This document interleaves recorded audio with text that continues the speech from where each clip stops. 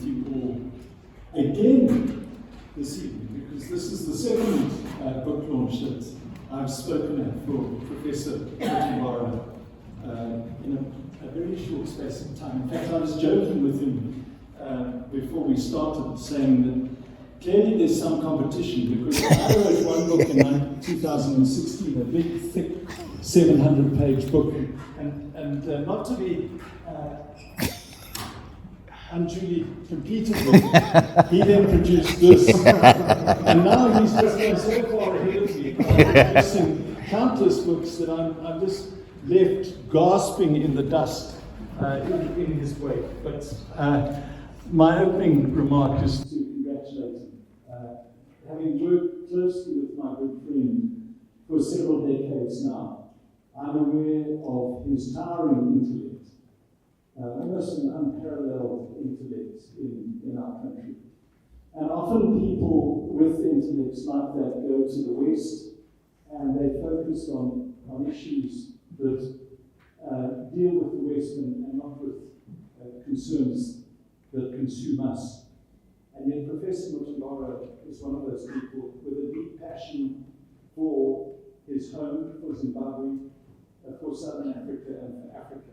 And to that extent, this further book, I have absolutely no doubt, is going to be a very valuable contribution to development of our nation and our continent going forward. The MC gave me just 3 minutes to speak, which is almost an impossible task for a lawyer. I will try to confine my remarks, but I want to make a couple of remarks regarding AI, if I may. And of course, I speak firmly from a position of ignorance, in that I am a lawyer, I am an IT dinosaur, and I'm probably the least qualified person indeed in this room to speak about AI. But even a person like myself is already finding it an incredibly powerful tool. And I want to give you one positive example. Most of you are citizens of our great city, and Professor Mutambara, if you've been following our city's debates in the course of the last year or so, you will see that I have been advocating for the construction of a new dam, Glasgow Dam. And there has been a considerable debate in our society, within council, between council and government, regarding the need for Glasgow Dam. And it has surprised me that despite that debate, which has gone on pretty much since 1988, there are still people out there, even within our own council, who question the need for Glasgow. And in our very last full council meeting, there was an intense debate regarding Glasgow and regarding whether there could be possible other water sources. And so since the last full council, I've been working with water engineers to shore up on the scientific arguments why glass block is necessary. And the water engineers have done a superb job for me looking at water yields and the impact of climate change, the impact of gold panning on our river systems. But the one thing our water engineers have not been able to address is the impact of population growth in our city and across Africa. And I find it very difficult to find experts. And so this week, I reverted to ChatGPT. And I put in just a few questions, and I'll read some of them. My first question was, prepare me a 500-word summary of projected urban population growth in African cities until 2050, using primarily UN data, cross-reference to UN data sources. Literally within a minute, it came up with a prodigious document, footnoted for me. My second question was, what is the impact of the above on water needs for African cities during the same period? In other words, from 2025 to 2050. And it came up with even more prodigious information. All annotated, all sourced, all verifiable, including data spreadsheets. And literally within 10 minutes, I had the information that I need. And I was blown away. And it was just a small insight for me regarding the power of AI to tackle tasks like that. But of course, we are not practiced in it.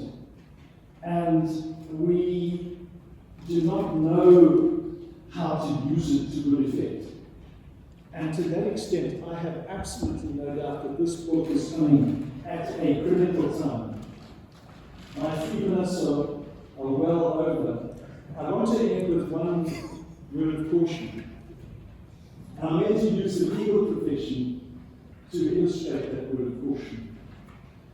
Some of you will know a dear friend of mine, a legal colleague of mine, who argued a case in the Supreme Court recently. He instructed one of his juniors to assist him in the preparation of the brief. And the junior used AI, but didn't check the sources. And it resulted in a document which looked good, but actually had no substance, and in fact was faulty in material respects.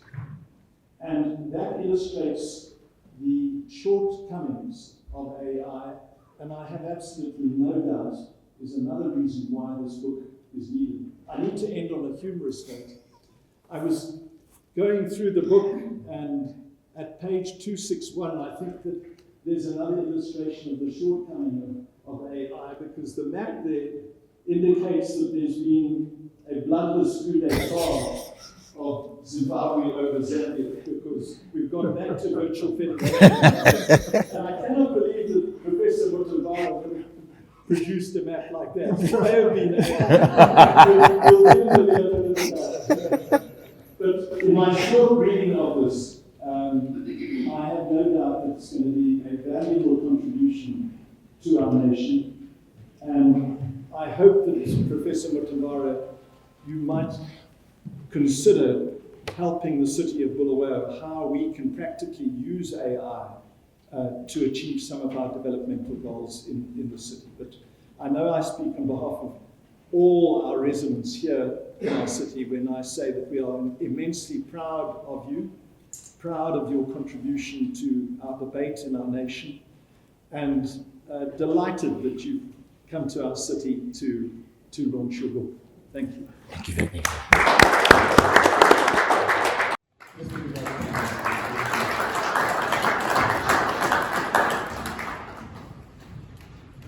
Thank you very much, Director of Ceremonies.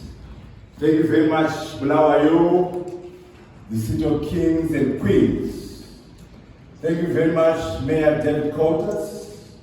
Thank you very much, Zimbabwe Institution of Engineers. Why are we back in Bulawayo? We are back in Bulawayo because we're now saying, yes, AI is a transformative technology. AI is very powerful. But our charge today is to say, why don't we use AI to solve socio-political human problems? Why don't we use AI to improve the quality of life of our people? And that's why we are saying, let us deploy artificial intelligence to achieve the UN Sustainable Development Goals. In particular, what are the enablers of that agenda? What are the drivers of that agenda?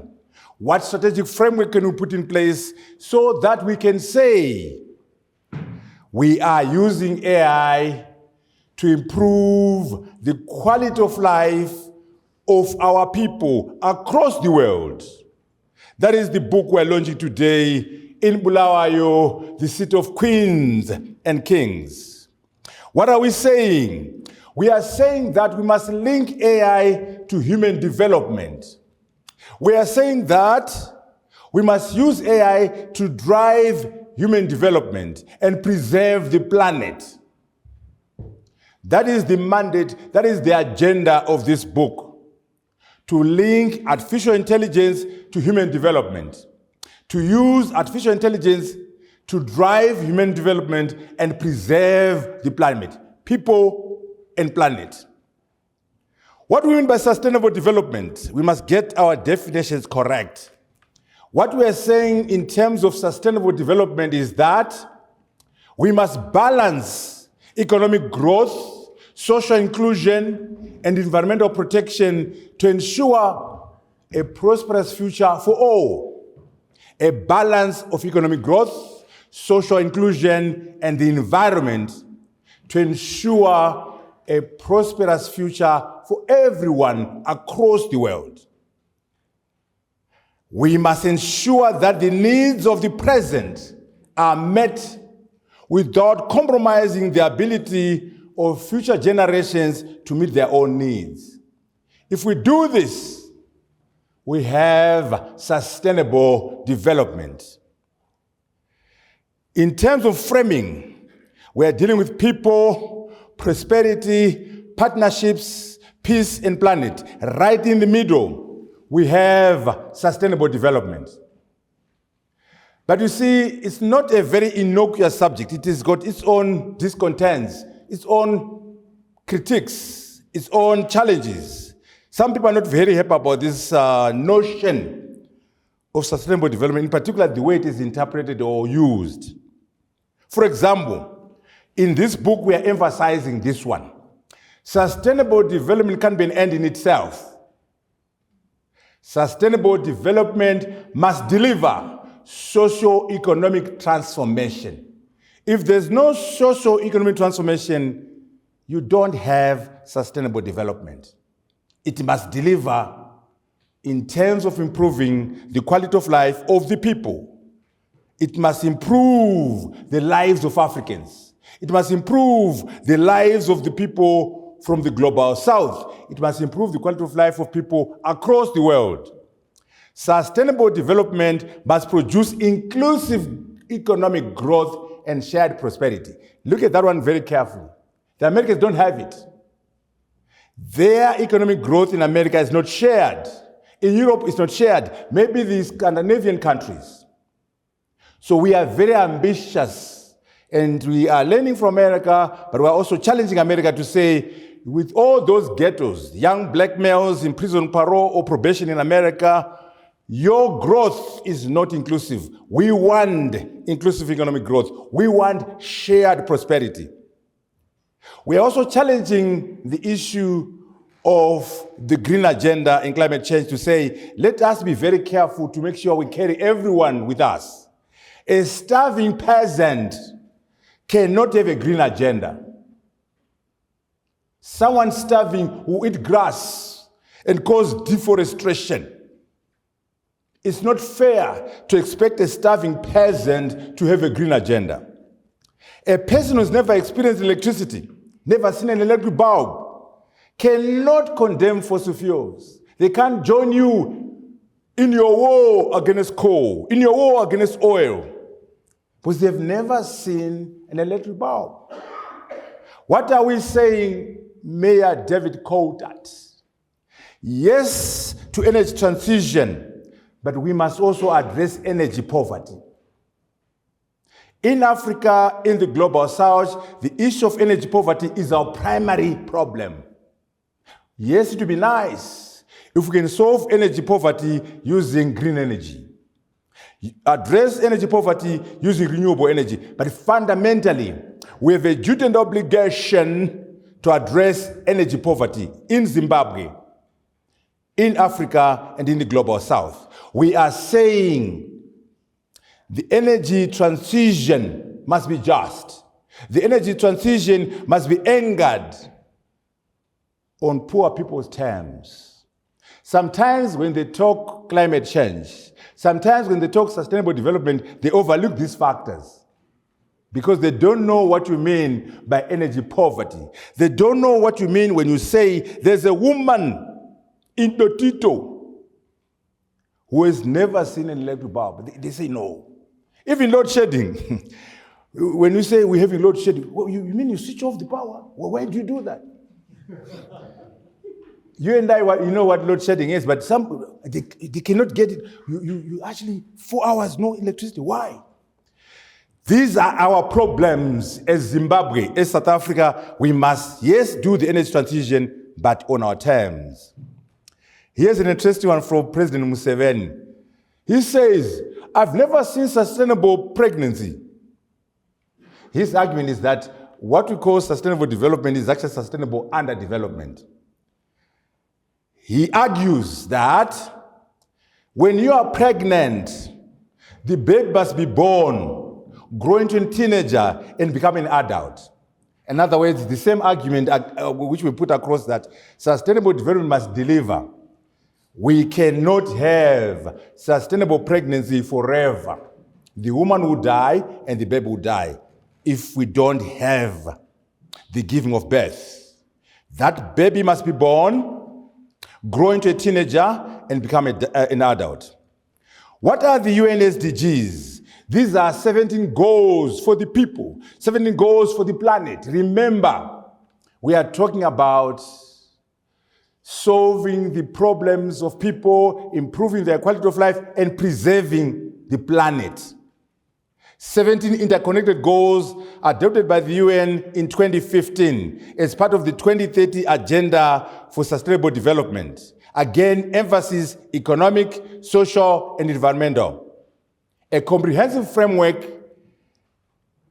to achieve sustainability by 2030, addressing such matters as poverty, hunger, health, education, gender equality, clean water. Mayor David Coulthard, if Bulawayo can get an answer to the 17 goals, you'll be home and dry. These goals are so exhaustive. If a country can come up with an answer to the 17th, then they have a program for the country.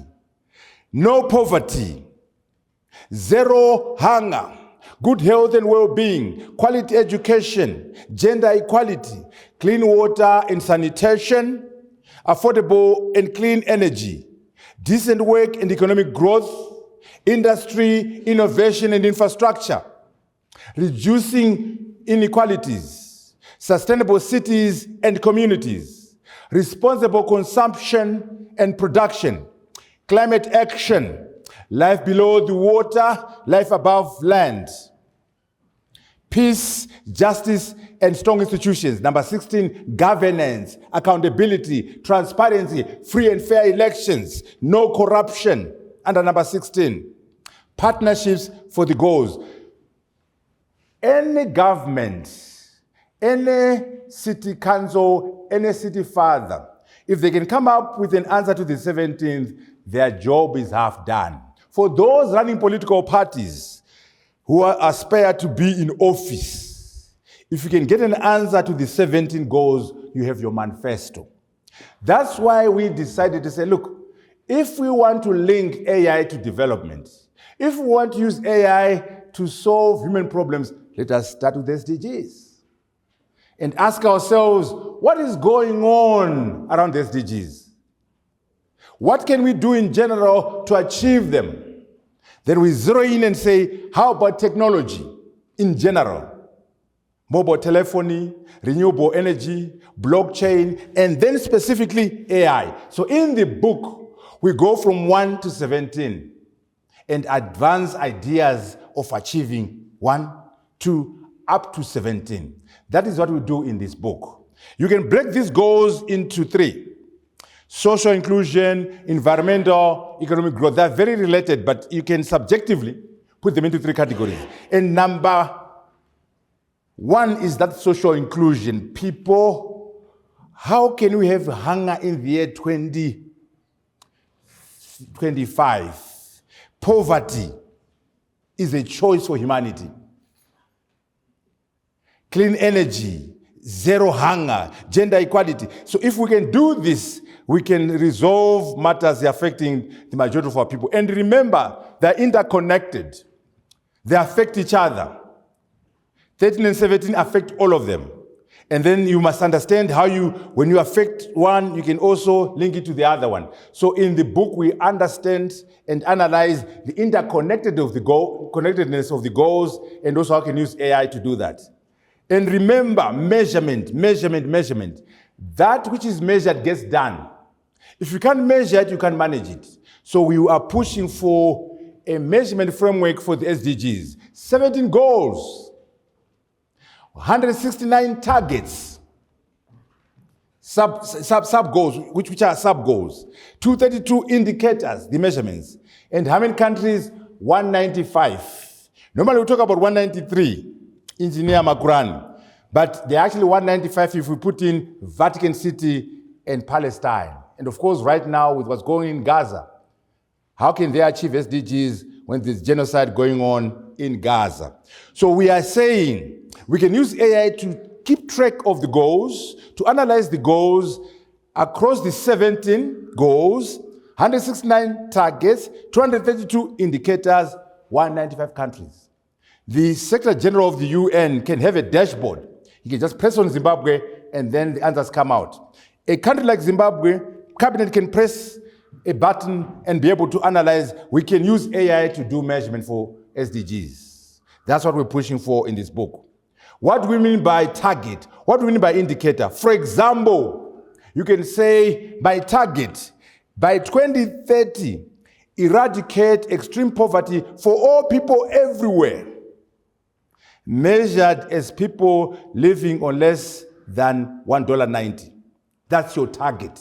Then your indicator, proportion of the population living below the international poverty line by sex, age, employment, and geographical location. That's how the SDGs are organized, targets and indicators, so that we have a flavor of the measurement framework. Also, we are pushing what is called a circular economy. Mayor quoted, it will be important that Bulawayo is run under the framework of a circular economy, where our cities are sustainable, our communities are sustainable, we have responsible consumption and production. That's SDG 11 and 12. What do we mean by circular economy? Here's the economy. You produce, you use, then you reduce, you recycle, and reuse. That's the circular economy we want in Bulawayo. That's the circular economy we want in Harare, as compared to a linear economy, where you just use, you take, you make, you use, and dispose. That's unsustainable. Let us have a circular economy. For those who are in the private sector, you are talking about ESG. ESG is very linked to the SDGs, the environmental, social governance. Most companies have an ESG framework, and we can link up the ESG framework to the SDG framework. As we do this, we must learn from the MDGs, which expired in 2015. We must learn from the SDGs themselves what has worked and what has not worked.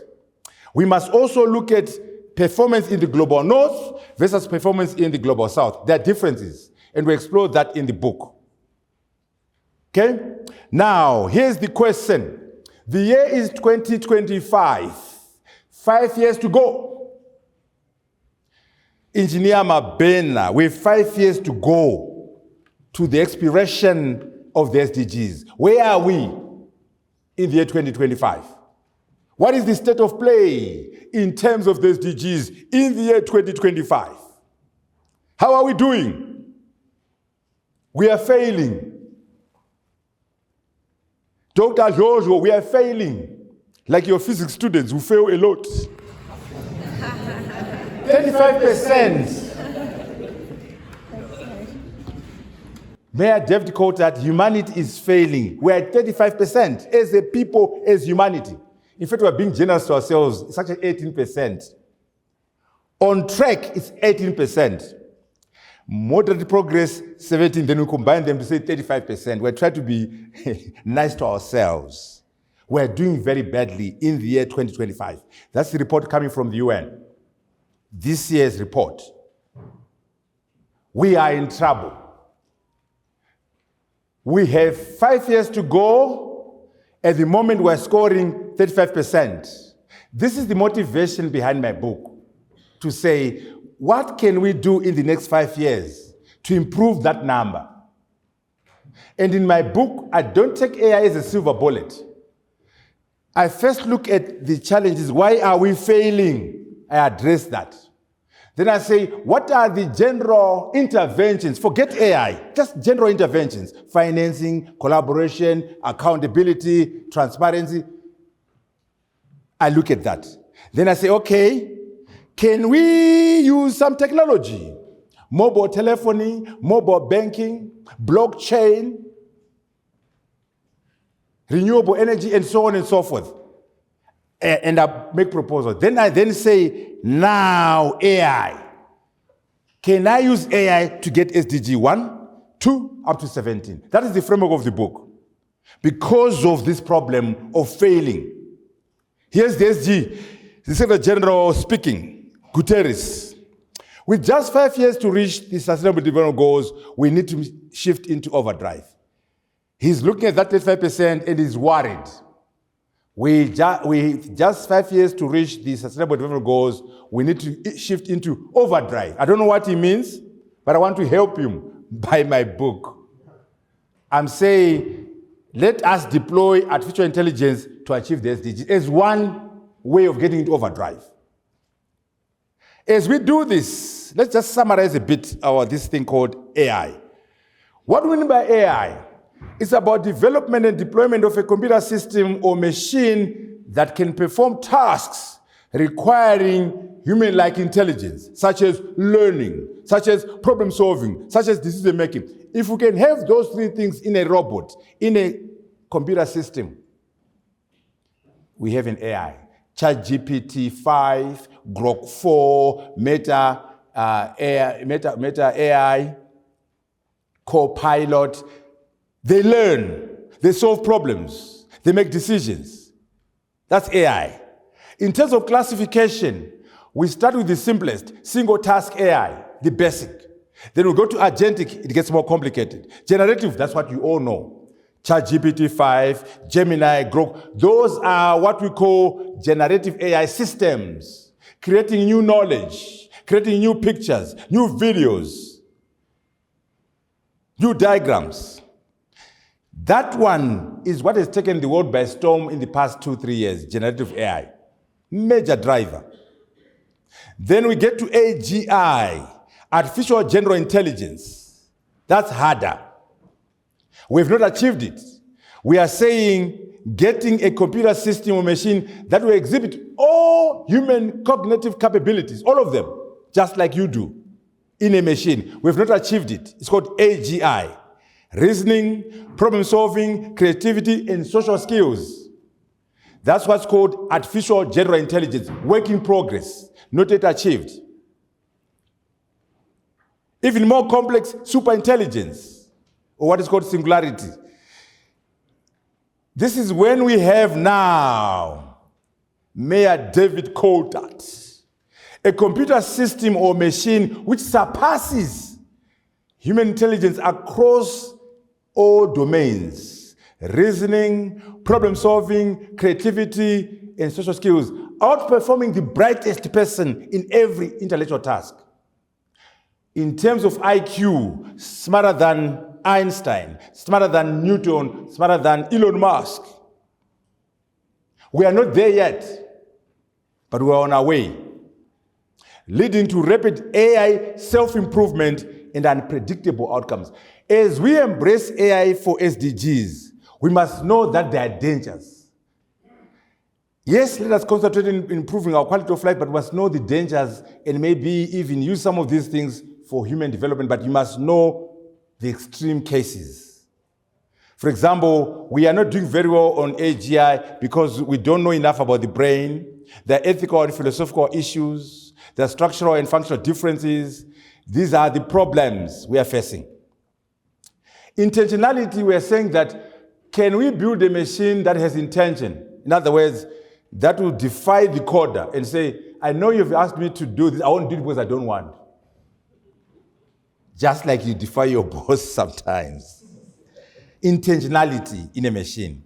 I know we're coming from different areas. We're lawyers, engineers, philosophers, social scientists. what we want to do with AI is just have a general understanding. For example, deep learning is a part of machine learning. Machine learning is a part of AI.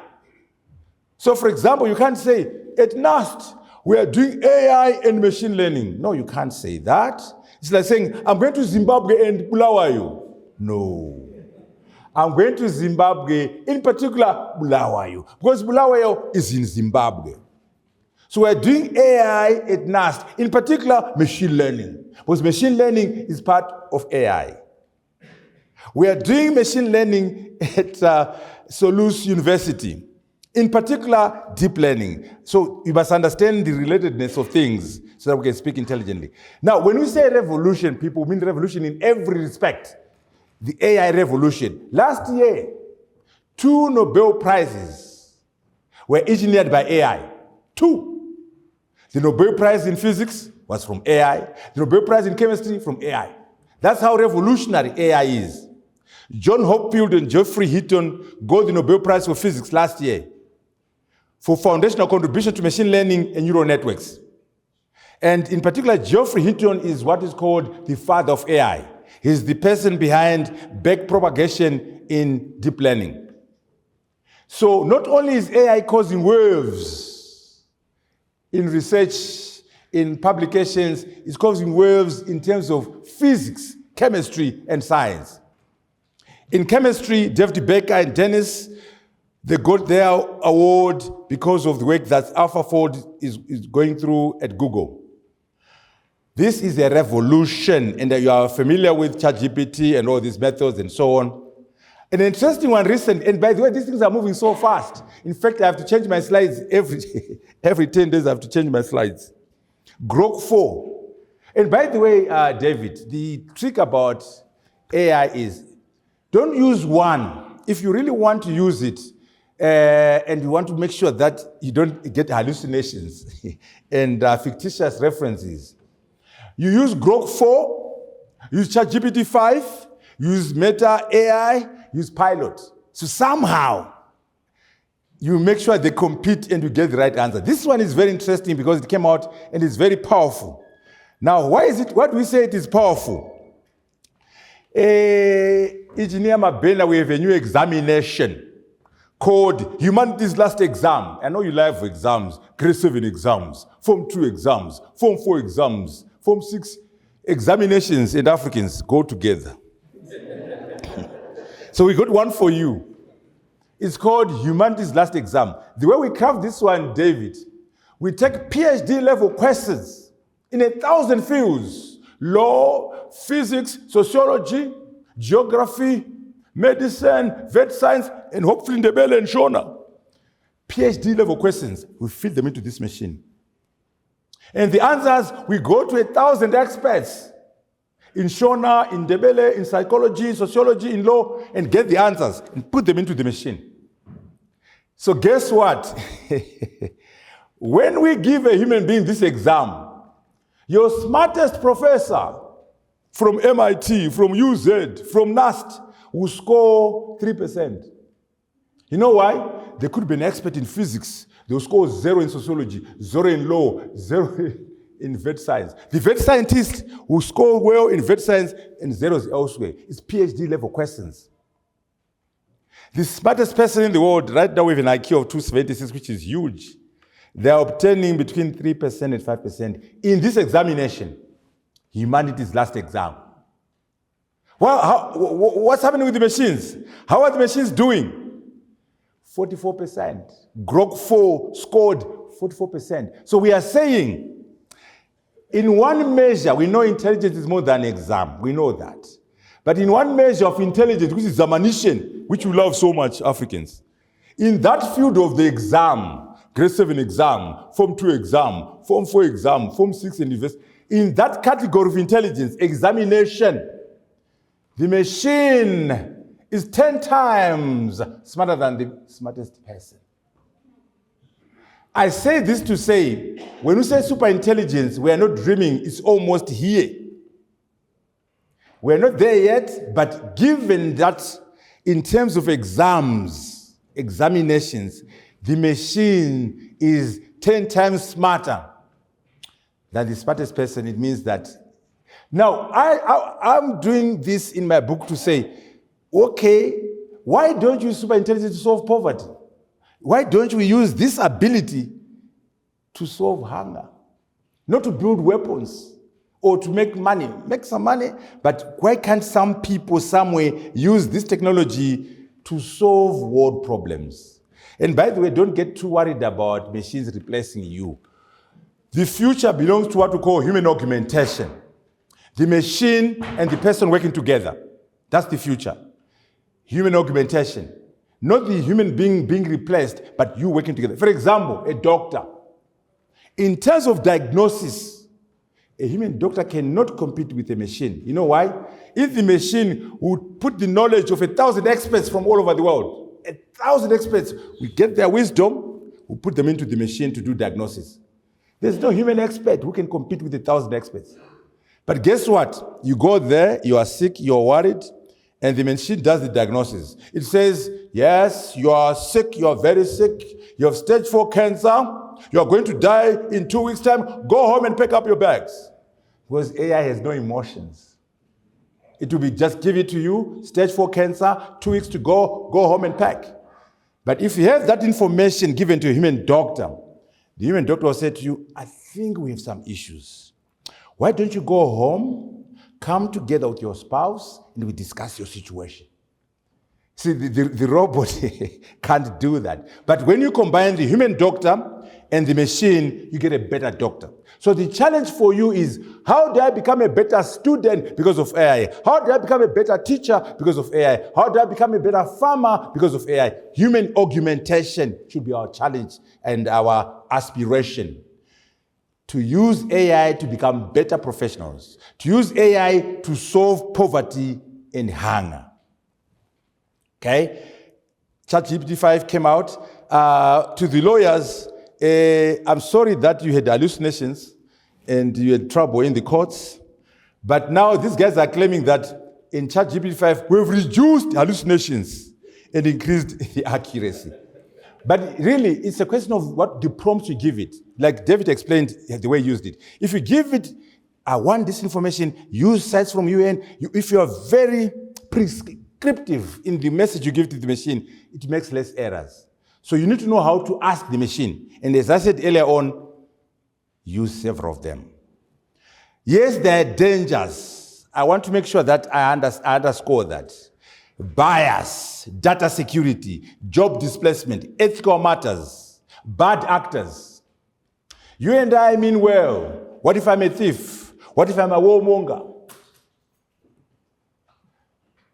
What happens when AI is in the hands of bad actors? It's a problem. Hallucinations, wrong answers, fictitious references. And the major one we're trying to address here is the widening of the gap between the haves and the have-nots. And data colonialism and digital imperialism. Right now you're using Microsoft, WhatsApp, Twitter. Who owns that data? They own the data. And they can monetize the data without paying you a cent. They can weaponize the data against you. We don't own the data when you're using somebody else's software. Digital imperialism, and of course, the arms race. We're now talking about autonomous weapon systems. The drone will decide who is the enemy. The drone will decide when to fire. The drone will decide when to stop firing. It gets worse. Autonomous nuclear weapon systems. Right now we have Donald Trump, Keir Starmer, Putin, and Xi Jinping with their fingers on the nuclear bomb. In future, it will be a machine, it will be a robot. You can say, let's agree never to do it. And I know the Americans and the Europeans have made an agreement that we'll never allow robots to control nuclear weapons. And the Chinese and the Americans and the Russians are just smiling. Go ahead. Where would we have to agree? We are competing. We're fighting in Gaza. We're fighting in Ukraine. As long as there's competition, geopolitics, there will not be any cooperation on this matter. Superintelligence, for example. Right now, we can say China and America are almost even. $28 trillion GDP, $19 trillion nuclear weapons, they're even. Whoever gets superintelligence, it becomes a step function, asymmetric advantage over the other. So they're racing to get superintelligence because whoever gets it first, they're number one without competitors. Asymmetric advantage over your opponent. So this AI-driven arms race is happening. We must understand it as we seek to use AI. These things, Mayor David quoted, are not neutral. They carry the values and the interests of the programmer. There's a good book written by Kissinger before he died. He worked with these technical guys to produce a book called Genesis. You must read it. Very interesting book. It's about geopolitics and AI. Walter Isaacson is a famous historian, a distinguished journalist, a professor. When he was launching the book, he did temerity to say the following. That's Walter Isaacson. We must ensure that these AI systems reflect our American values, reflect our Western values,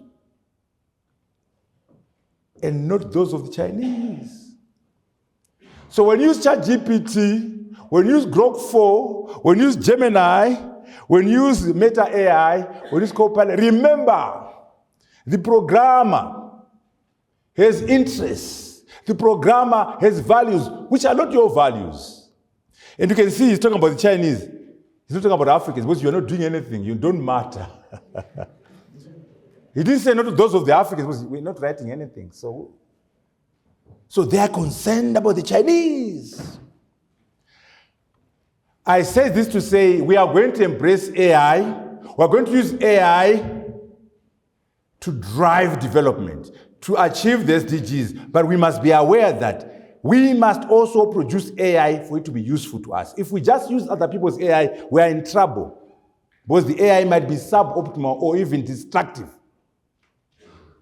What about the Chinese? I know we love the Chinese, our friends. Are they Father Christmas? Professor Jojo, are the Chinese Father Christmas? Are they the nice guys? Certainly not. If you go to DeepSeek R1 and ask, can you explain to me what happened in 1999 at Tiananmen Square? And please give me the reasons to it. Do it tonight. The Chinese product will say to you, I'm sorry, I cannot answer that question. I'm an AI assistant designed to provide helpful and harmless responses. So to the Chinese, talking about Tiananmen Square is treason. It's not allowed to discuss their mistakes. It will refuse to answer. So why don't you write your own program and put Ubuntu in there? Put our own values. I say this to say, let us embrace AI. But know that there are limitations, because the organizer, the coder has an agenda. The coder has values. What are your values? Why are you not writing code? Why are you not creating AI systems and putting your own values in there? And remember, AI does not exist in a vacuum. It is a part of an ecosystem of technologies. Mobile telephony, broadband, big data, cybersecurity, renewable energy. There, in terms of energy, Mayor quoted, the challenge is not harvesting energy from the sun, the panels. The problem is storage. If we improve storage and we're able to store just 2% of the energy from the sun, we never need to use fossil fuels. So our batteries are very backward. Every night you're charging your phone. Can you imagine if we were to discover and develop a battery where you charge your phone once a month or once every 6 months? So that is where BESS comes in, battery energy storage system. It's a major industry of research. So AI is linked up to all these things. Synthetic biology, quantum computing. Quantum is very interesting because it is, again, not yet ready. It's still very green. When it matures, your computer will be 1 million times faster. Your phone will be 10,000 times faster. If you are breaking a code, if it takes you a year to break a code, you do it in 5 years, in 5 minutes. So you have to change your encryption systems. When you combine quantum and quantum and artificial intelligence, you get another revolution. So that AGI we spoke about, that superintelligence is going to be faster because of that. Synthetic biology, we're modifying genes. We're creating new genes. We are resuscitating genes which are extinct. Animals that are extinct are being brought to life. We're doing gene editing so that when we look at David Coulthard, we make sure the next one, we have all the positive aspects minus the negative ones by editing his genes. Again, the moral issues now, the philosophical, ethical issues, but that's what synthetic biology is all about. Editing genes and modifying genes and creating new ones. When you combine that with AI, you have another wave. We cannot predict the future. We have many unknown unknowns. That's the book, you can read it, The Coming Wave. Now, every time you switch on your TV, there's something on AI. Why are they doing this? It's because AI is about money. AI is about cash. This year alone, AI is contributing $11 trillion to global GDP. 10% of global GDP is coming from AI. Just AI alone. And generative AI, this ChatGPT is $4 trillion. 4. From one type of AI. That's why you find Donald Trump, the Europeans, they're putting so much money into AI because it's serious business. My charge in my book is to say, okay, so much money, why poverty? So much money, why hunger? Why can't we use some of this economics to drive human development? That's my charge in my book. These are ambitious numbers. If you want to be conservative, you go to McKinsey & Company. They're saying, no, that's too ambitious. We'll get to 15.7 in 2030. This year, 7. Even that is high. 7% is $7 trillion. So even under conservative projections, AI is serious money. It's a lot of money. That's McKinsey & Company. You can also say, why it is going on? Why is AI driving economic prosperity? What is going on? One word, productivity. One word, productivity. AI has a staggering impact on productivity. Productivity per person has shot up. Productivity per capita has gone up. This is the reason why AI has taken over the world. Where you're producing 1,000, you're producing 10,000. Where you're producing 1,000, 20,000. Can you imagine in a factory where I used to do 1,000 in a week, I'm doing 10,000. Where I used to do 1,000, I'm doing 50,000. This is the major impact of AI. If they ask you, tell them productivity growth, productivity multiplier. This is the reason why everyone's talking about AI. The question is, can we use this productivity to help poor people have access to health, access to food, access to health care? Productivity, productivity, productivity. Number 2, enhanced efficiency. Number 3, increased innovation. Those 3 things are why we are in a revolution. Productivity, enhanced efficiency, and increased innovation. This is the reason why we're talking about an AI revolution. The question is, in the city of Bulawayo, how can we use AI to drive productivity? How can we use AI to drive efficiency and transparency and accountability? How can we use AI to drive innovation in the city? Those are your challenges in the city, in the country. Just look at this example from Goldman Sachs. They're saying now 95% of their work, which used to require 6 people in multiple weeks, is now done by AI in 5 minutes. And by the way, Goldman Sachs is the leading financial consulting firm in the world. Their work is complicated, but they're saying 95% of the work is now done by a machine in 5 minutes. We used to have 6 people and 7 weeks. Now, AI in 5 minutes. Only 5% will require a human being. We are dramatizing the impact of AI on productivity. And when we say $4 trillion from generative AI, it is equivalent to the Japanese economy. That's how powerful it is. It is bigger than UK, bigger than France, bigger than us as Africans. Our collective GDP is $3.4 trillion. This is coming from just one type of AI called generative AI. Those ChatGPT, Grok 4, they are producing $4.1 trillion more than these countries. Okay? And you can compare that with the countries. Jobs. As we talk about SDGs, we must address the issue of jobs. Jobs are going to die. There will be job losses. That's the bad news. But the good news is that there will be job modification.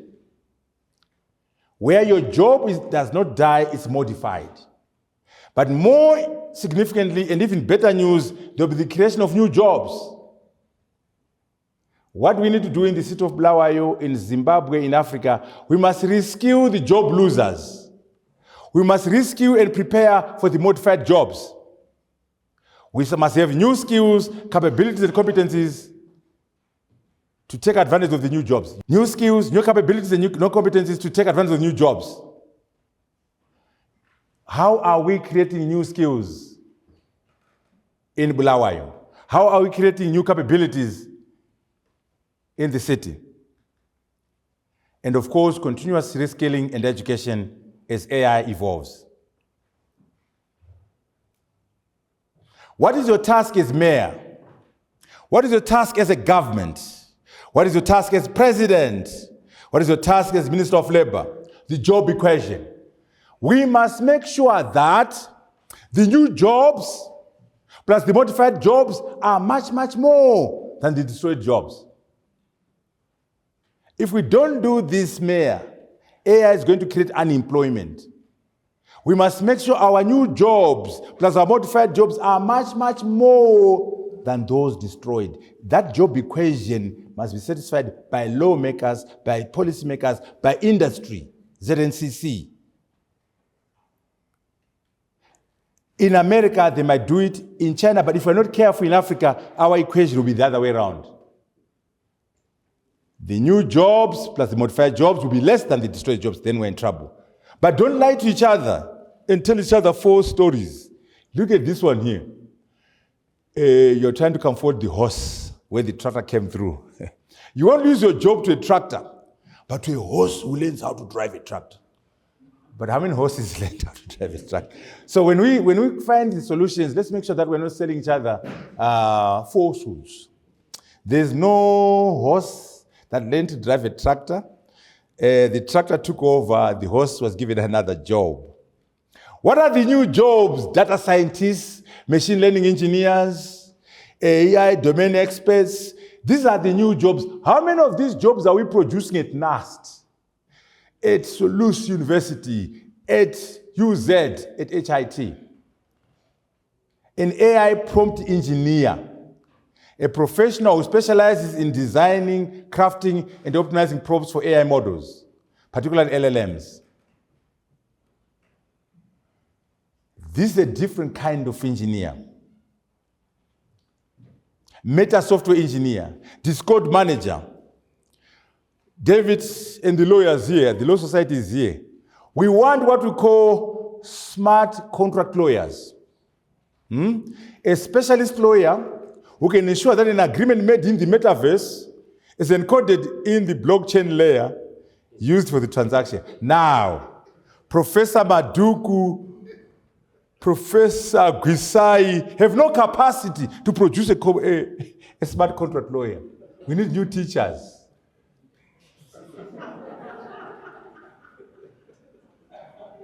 We need new teachers. New teachers so that we produce the new skills that we need. To you students who are in here, we are now saying, please don't show me your certificate. Show me what you can do. I could care less MBA from Harvard, BSc from UZ, BSc from NAST, PhD from Oxford. Don't show me your certificate. Show me what you can do. What are your skills? What are your competencies? What are your capabilities? Do you have the skills that Econet is looking for? Do you have the competencies that CBZ is looking for? So yes, professors in the house, give them that little degree. But make sure as they walk away with a piece of paper, they have skills and competencies that will make them survive and prosper in the AI revolution. Don't show me your certificate. Show me what you can do. What do we mean? Engineer Mabena, problem-solving skills, critical thinking skills, learning how to learn and relearn, financial literacy, digital skills, AI literacy, entrepreneurial skills, knowledge of self. Knowledge of self is the beginning of wisdom. Mindset shift. We want can-do mentality. We want possibility thinkers. We want self-confident people, self-respect, self-awareness, assertiveness, self-belief. These are the skills we must give that Shona graduate, that law graduate, that engineer graduate. In fact, I'm proposing, Mayor Coulthard, that every graduate from our universities, before they graduate, they must take a course in financial literacy. They must take a course in entrepreneurship. They must take a course in AI skills as mandatory courses, whether you're studying Shona, Debele, economics, law, engineering, vet science. You must take those as core subjects. Why? You can't survive this revolution without financial literacy, without AI skills, without entrepreneurial skills. We have to do education differently. And of course, these are the AI skills to master. Why are we doing this? We want to make sure when you produce a graduate from Solus or from NAST, they are employable. How many of your graduates from UZ are employable? Employability must be measured by universities. Keep track of employability of your products. And again, employability is a function of skills, competencies, and capabilities. But more importantly, why don't you produce job creators? People going from companies. Strive must see you are a type of person. Why don't you produce job creators, business builders, business creators? So you must measure yourself and say, at NAST, we have produced 10 people who have formed companies. We have produced 10 patents. Measure yourself around capacity to create companies and industries. Human capital developers must measure employability and capacity to build businesses. That's what the AI revolution requires. AI does not run on water. AI does not run on air. It runs on hardware called the GPUs, NPUs, and CPUs. And the industry is dominated by Taiwan semiconductor manufacturing company, and globally, NVIDIA is the big one in AI. Why am I saying this? We must know where the money is being made in AI for us to get some piece of the action as Africans, for us to get to the SDGs. Now, let's look at NVIDIA. On the 9th of July, they crossed the $4 trillion mark. One company. They don't do AI systems. They don't do AI. They just do the hardware, the chips, the hardware that drives AI. That's what they do. $4 trillion. They're the biggest company in the world now, bigger than Microsoft, bigger than Apple. As of 2 days ago, they were $4.39 trillion. They're going up. And they've been number one since last year. Make sure that you understand what this means. What company is bigger than France, bigger than Russia, bigger than Canada, bigger than Brazil, bigger than Africa? One company. My charge in my book is to say, listen, with this kind of money, how can we have poverty in the world? Why can't we find a way to put an end to poverty, to put an end to hunger, given this kind of economics that AI is bringing into play? Just make sure you understand. You know mining. You heard about BHP, Rio Tinto. These are the biggest companies, mining companies in the world. They are small compared to NVIDIA. The entire mining sector is small compared to one AI company. This is why everyone is talking about AI. Everyone, their grandmother is talking about AI because AI is the economy. Mining is meaningless vis-a-vis AI. How can we make this meaningful to poor people? How can we make this meaningful to Africa? You have heard about Comcast, Netflix, McDonald's, Coca-Cola. You think they're companies? Look at how they feature and compare to NVIDIA. McDonald's, Coca-Cola, they're little entities compared to this. And look, if you look at the top three, they're all AI-driven. NVIDIA, they do the hardware. Meta, Alphabet, then AI. Microsoft, AI. So AI is the economy. AI is the world. So you can't talk economics without talking AI. Because your car industry, GM is there, Ford, they're small. So the economy now is driven by AI. What can we do as poor people to unlock value from this economics? You can see how they're dominating. The owner or the CEO of NVIDIA says this 2 weeks ago. AI will create more millionaires in the next 5 years than the internet did in 20 years. Do you hear that? How many of those millionaires are going to be in Africa? How many of them are in Africa? He himself is worth $155 billion. And by the way, let's respect ourselves here. Strive Masiwa and Cassava have gone into partnership with NVIDIA to bring GPUs into Africa. Kenya, South Africa, of course Zimbabwe is not there. I don't know, Coulter, what's your problem with Strive? He's gone into partnership with, and they're bringing GPUs to South Africa, Kenya, Ghana, Nigeria, and Zimbabwe. Anyway, I'm sure we have our reasons. That's the question. He's saying that there are going to be more millionaires in the next 5 years than the internet did in 20 years. For me, that's the wrong question. Oh, that's him. He's a businessman. Here's my question. David's engineer Mabena, why don't you ask ourselves, how many people will AI help move out of poverty? That's my question in my book. There's so much money going on, so much innovation going on, so much transformative power. How many people can AI help move out of poverty? That's my charge. I'm not worried about how many millionaires. I want to know how many people we can move out of poverty. It can be done. China was able to move 800 million people out of poverty in 40 years. What did they do? They used technology. Right now, they're leading in AI. Can we learn from China about moving people out of poverty? That's what I try to do in my book. That's what's new in my book. The question of looking at those SDGs and going one by one, using technology, using AI to solve them. Because when I solve those, I've solved poverty, I've solved hunger, water, education for the world, not global south, for the world. Okay? But also there are issues. MIT has got a report that says people are using ChatGPT too much, are losing critical thinking. So be careful. You use that thing too much, you're no longer thinking. And also Altman, the CEO of OpenAI, is saying, it's a bubble. This thing is going to crash.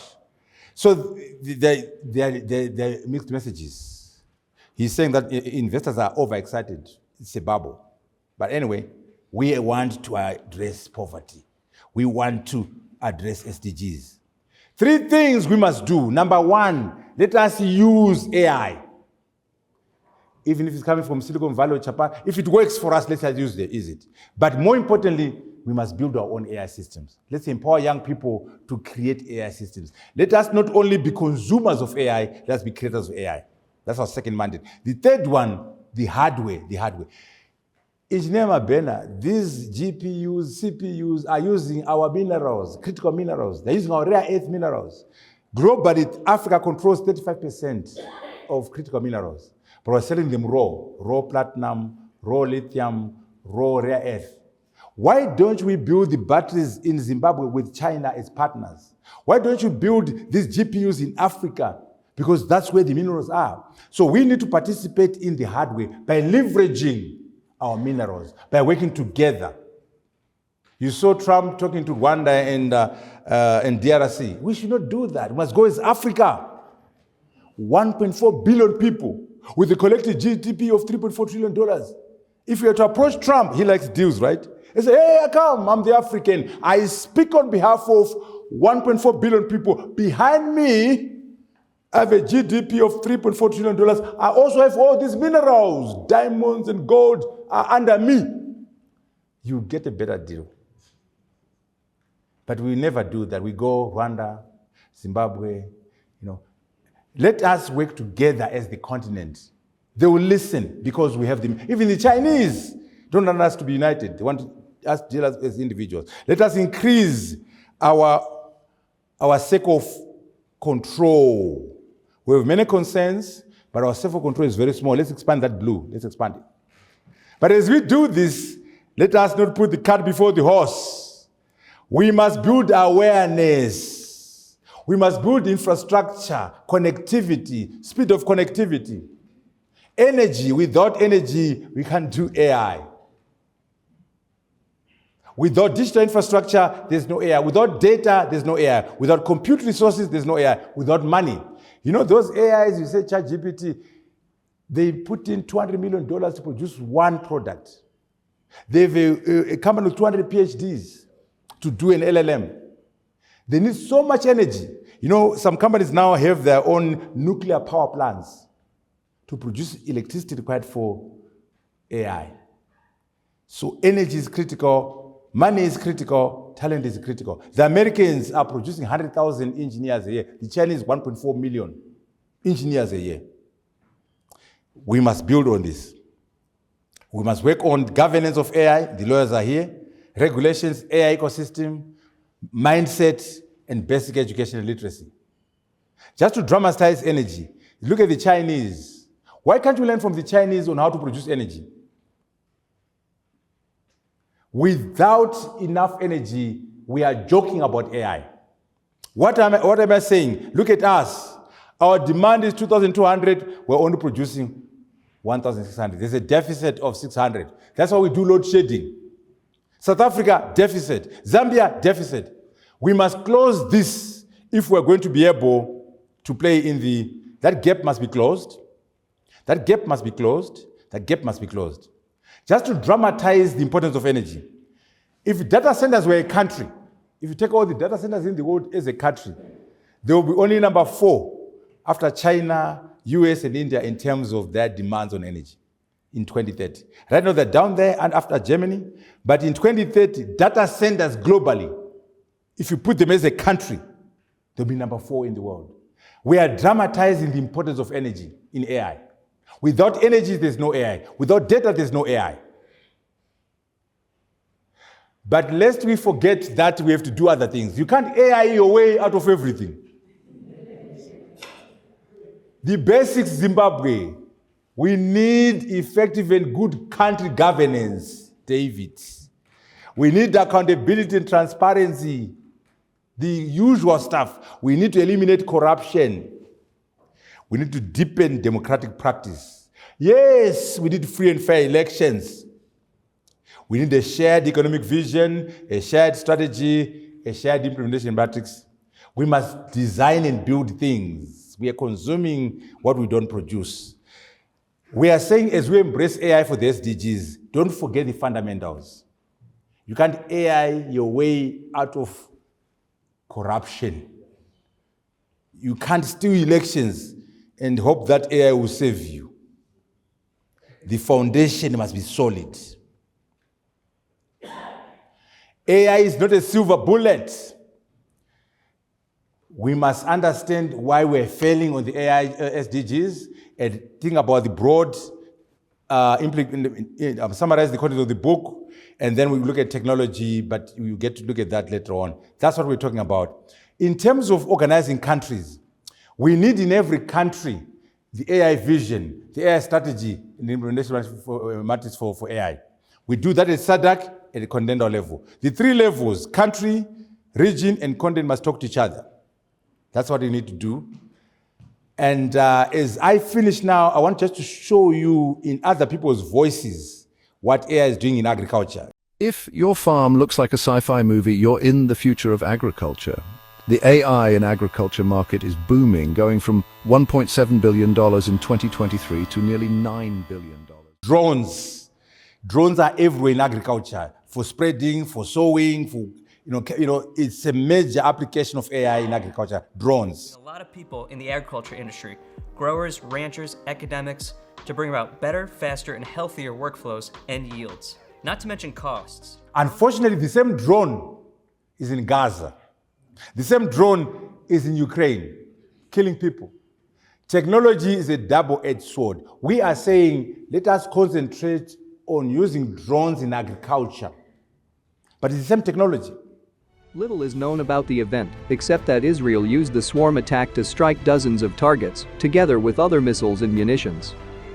Most media outlets reported this as an attack with multiple drones at once.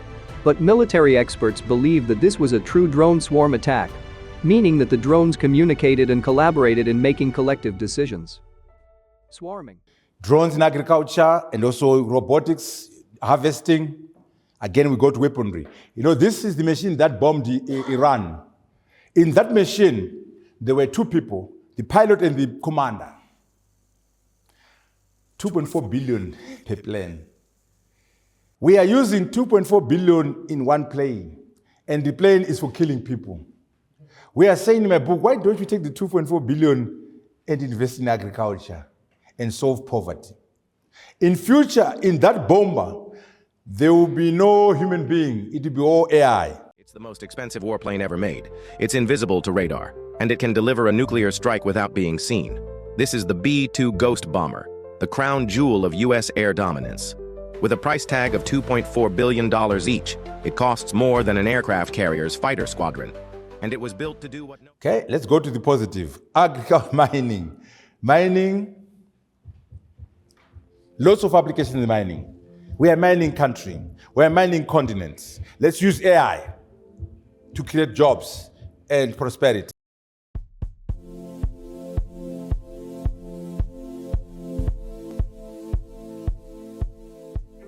Crushing optimization, stockpile planning and optimization, grinding circuit optimization. These are applications of AI. Flotation optimization in mining, mining planning and optimization, logistics, various applications in there. Infrastructure, again, SDG number 9. The Chinese, watch them. 157 kilometers of highway, 10 AI-powered machines, human supervisors watching from control rooms. China just achieved the world's first semi-autonomous paving operation, and the implications are massive. The machines made thousands of decisions independently, while humans monitored every move. The machines arrived at dawn on the Beijing-Hong Kong-Macau Expressway.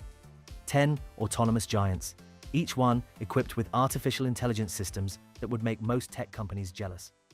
At the center of this... Okay, we can use the drones to lay the bricks, to lay the bridges and so on. Drones for infrastructure.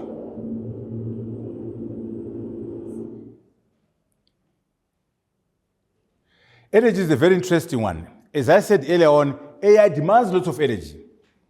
But AI can also be used to generate energy and manage energy. So it works both ways. We can use AI to generate energy, to manage energy, as follows. Applications of artificial intelligence and machine learning for power generation. Hello, and welcome back to our channel.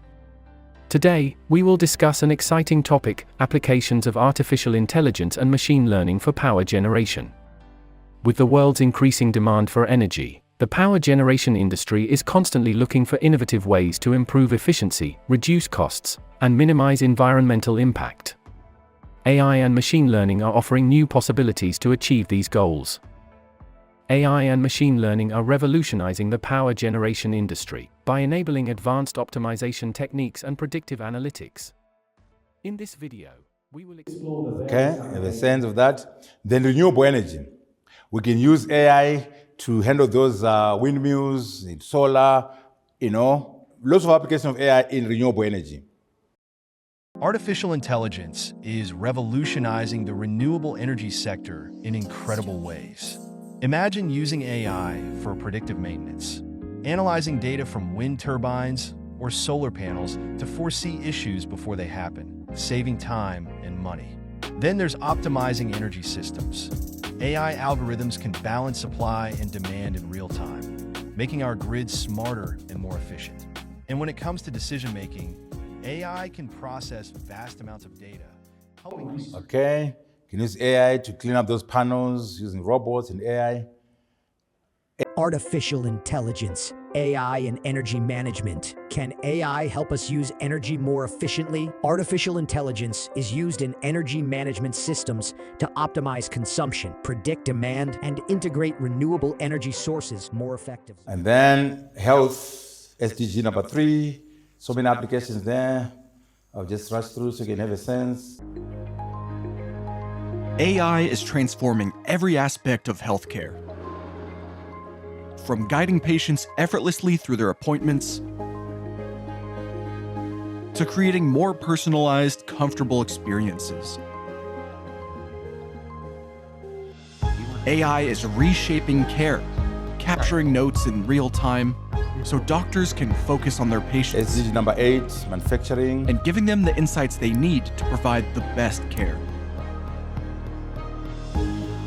AI is helping teams analyze medical images to support faster diagnosis and treatment decisions.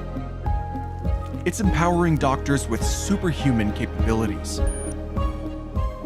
and lending nurses helping hands. AI is bringing healthcare directly into homes. How are you feeling today? Well, to be honest, work has been a bit hectic, so I've been quite stressed. Connecting care teams and patients more deeply than ever before. Okay, we want decent work and economic growth. We want industry, innovation, and infrastructure. We can do that, and also the driverless cars are coming through. It is the Waymo driverless car. Wow.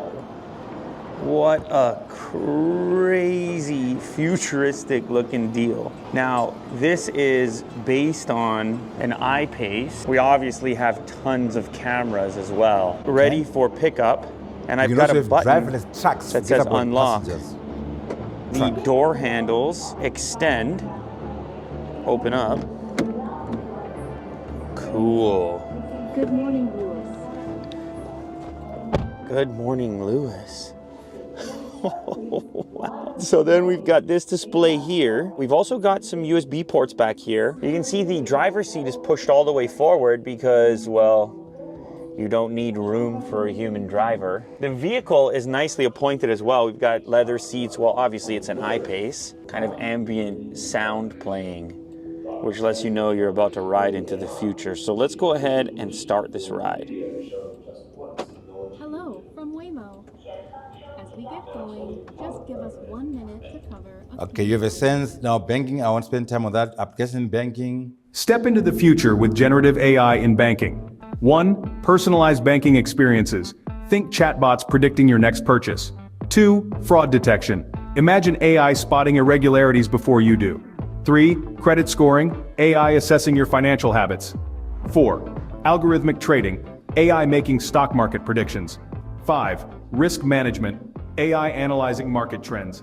6. The key word in AI is personalization. Personalization. You know, in education, Minister of Education is here. Each teacher will have a personal assistant who is unique, an AI assistant which is unique for every teacher. Each student will have a unique tutor who knows the strengths of the students and their weakness. So we can amplify the quality of education by personalization. A unique teaching assistant for each teacher, a unique personal assistant for tutor for each student.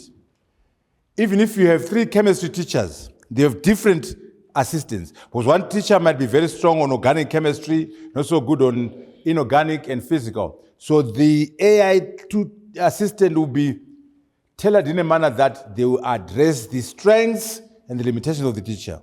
The same for the student. Personalization is a big deal in AI. Okay? Hi, and welcome to our channel. In this video, we will talk about the use of artificial intelligence in education. As technology continues to advance, we are seeing more and more ways in which AI is being used to enhance the learning experience. In this video, we will explore some of the ways in which AI is being used in education, as well as the potential benefits and challenges of using AI in the classroom. One of the ways in which AI is being used in education is through personalized learning. With personalized learning, AI algorithms are used to analyze a student's performance and provide customized lesson plans and recommendations for what the student should study next. This can be especially useful for students who may be struggling in a particular subject, as the AI can identify the specific areas where the student needs the most help and provide targeted instruction. Another way in which AI is being used in education is through the development of virtual tutors and teaching assistants. These AI-powered... Okay, I think we are good. Then you can have culture. This thing is applicable everywhere. Oh yeah, we can't stop without politics. Let's talk about politics. The applications of artificial intelligence in politics and governance are diverse and rapidly evolving. Key areas include policy analysis and decision-making, where AI can analyze vast amounts of data to guide policymakers. Public opinion monitoring uses natural language processing to analyze public sentiment on social media. Election forecasting employs AI to predict election outcomes based on historical data and current polling. Fraud detection uses machine learning to flag unusual... Yeah, I think now we have a sense of all these things. All we are saying is that these AI systems are applicable in every sector and can be used to drive each one of the 17, and that's what we do in this book. And then we also look at examples and everything, it's all in the book. We then do an analysis now, where the AI has direct impact, where it has indirect impact, where it has major and minor impact. It's all done in the book. As we conclude, we are saying, Engineer Mabena, we must write. I'm on book number 8. In Kota is number 1, but he's coming. And I know some of these are political. Just ignore the political ones. Just read the engineering ones. I'm 3 political books and 5 engineering. So I'm more of an engineer than a politician. So you can forgive me for working with David once upon a time in the political hoi-hoi. We must write. That's 7 there. That's number 8. And number 8 is focusing on that. But also read other people's books. We need a reading culture. The Coming Wave, I talked about, Genesis, The Cheap War, and then this is a very interesting writer, Harari. You must read his books. Then Keswo, Singularity, Superintelligence. Go and read what he says about that. The NVIDIA story.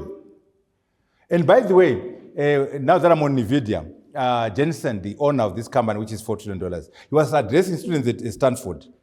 And they said to him, can you give us some advice? How can you advise us? You know what he said to them? I wish you pain. I wish you suffering. And they were taken aback. He says that if you don't suffer, if you don't go through pain, you never develop resilience. Unfortunately, don't go out to look for pain. But when pain does happen, enjoy it and embrace suffering, because it's how you build resilience. He has been around for 30 years. That company is 30 years old, David. 30 years. So he went through 30 years. He's just blown up now, but he was very resilient from 1995 to now. So he said to Stanford students, I wish you pain. I wish you suffering. What we are saying is that adversity is an opportunity for you to flourish. That which does not kill you can make you stronger. Sometimes we learn more from failure than from success. Remember that. Don't be afraid of failure. Embrace failure. Experiment. Take risks. Go through what we call spectacular failure. Fail fast. Succeed soon. Again, all these books, New Empire, she's very critical of AI. You know, all we are saying is, yes, there are dangers, yes, there are problems, but why don't we concentrate on elements of AI which can help us improve the quality of life of our people? Why don't you have determination and unwavering effort and leadership to solve our problems through the SDGs? To do this, we must have urgency. We must take artificial intelligence and make it work for ourselves. We must solve our problems. It's not a nice to have, it's an existential matter. We require political leadership. We need economic leadership. We need business leadership. We need civic society leadership. We need to lead by building, designing and building things. We must adopt AI. As I conclude, here's the message to all of us. Collective success is more important than individual success. I know you might be saying, I'm going to be a superstar engineer, superstar lawyer. I could care less about the majority of the people. We must all succeed. We must have collective success. Zimbabwe must do well. Africa must do well. You know? Because as I always say, when I used to go to the World Economic Forum and speak, as I'm doing right now, they will say, hey, Mutambara, we like what you're saying. Where are you from? Then I refuse to answer. I say, I'm coming out of MIT and McKinsey. I'm from Oxford. No, that's where you went to school. Which country? Then I refuse to answer. I keep dodging. Then eventually, when I get tired, I say, I'm from Zimbabwe. Oh, come on. Professor Mutambara, you're from Zimbabwe. If you are that smart, how come your country is messed up? If you are that smart, how come there's cholera in Harare? No, Mutambara. You're no superstar. You're no rock star. You see, my rock star status, my superstardom is undermined by the bankrupts of my country, by the bankrupts of David Coltart in Bulawayo.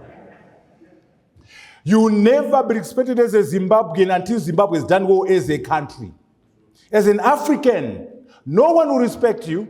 No one will give you a superstardom until Africa is successful. Africa is a superstar economy. Let us work together to ensure that we have collective success by using the AI systems to achieve the SDGs. I thank you so very much. Thank you very much, Professor Arthur Mutambara. How many people will AI help move out of poverty? That's a very big question. We all want to be rich, but it's better to move people out of poverty than to try and be a trillionaire in Africa. Thank you very much for this insightful conversation. Thank you so much for listening attentively. I know you learned a lot. And now I'll call upon our senior engineer, Alvord Mabena. Please come forward. He's the former CEO at NRZ and chairman of the NAS Council. Your Worship, the Mayor of the City of Bulawayo, thank you for finding time to join us this evening.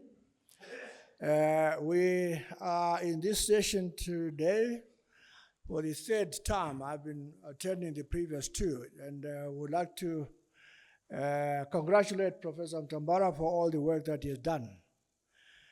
And thank you all for finding time to attend this presentation.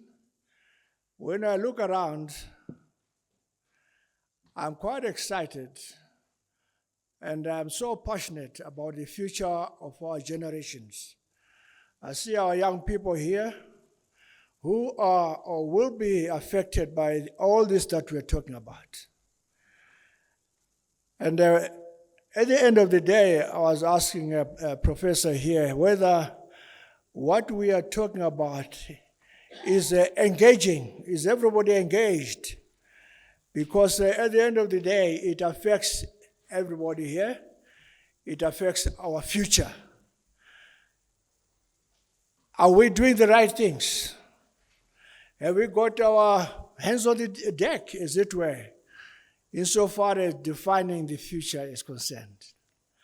I feel, Prof, that perhaps we need to be more engaged, and we need to take off all these texts that we give ourselves, politics that, politics the other. And at the end of the day, we are all citizens here. We want to define a future for this country, and not for our generation, but the future generations. Are we therefore engaged? Are we talking to each other? What we are talking about here, is it inputting in the future 50-year strategic AI development plan for the country? Is it inputting at all, or we are just talking to ourselves? I like to challenge you, Prof. Mutambara, that at your next presentation. Can you please invite your former colleagues out there that you used to work with in Parliament? Because at the end of the day, we are together. Forget about being politics. Forget about, we are together. We are creating a future for this country. Each one of us must have a buy-in. Each one of us must be able to tell that this is my role in defining a 50-year vision for this country. Can we locate ourselves in whatever is there? I know our institutions of learning are doing a great job on their own. And I know all of us here are doing a great job individually. But are we talking to each other? Are we coordinated? Have we got any strategic vision for it? Can we locate ourselves in the next 50 years? Where will we be? I challenge our institutions of learning.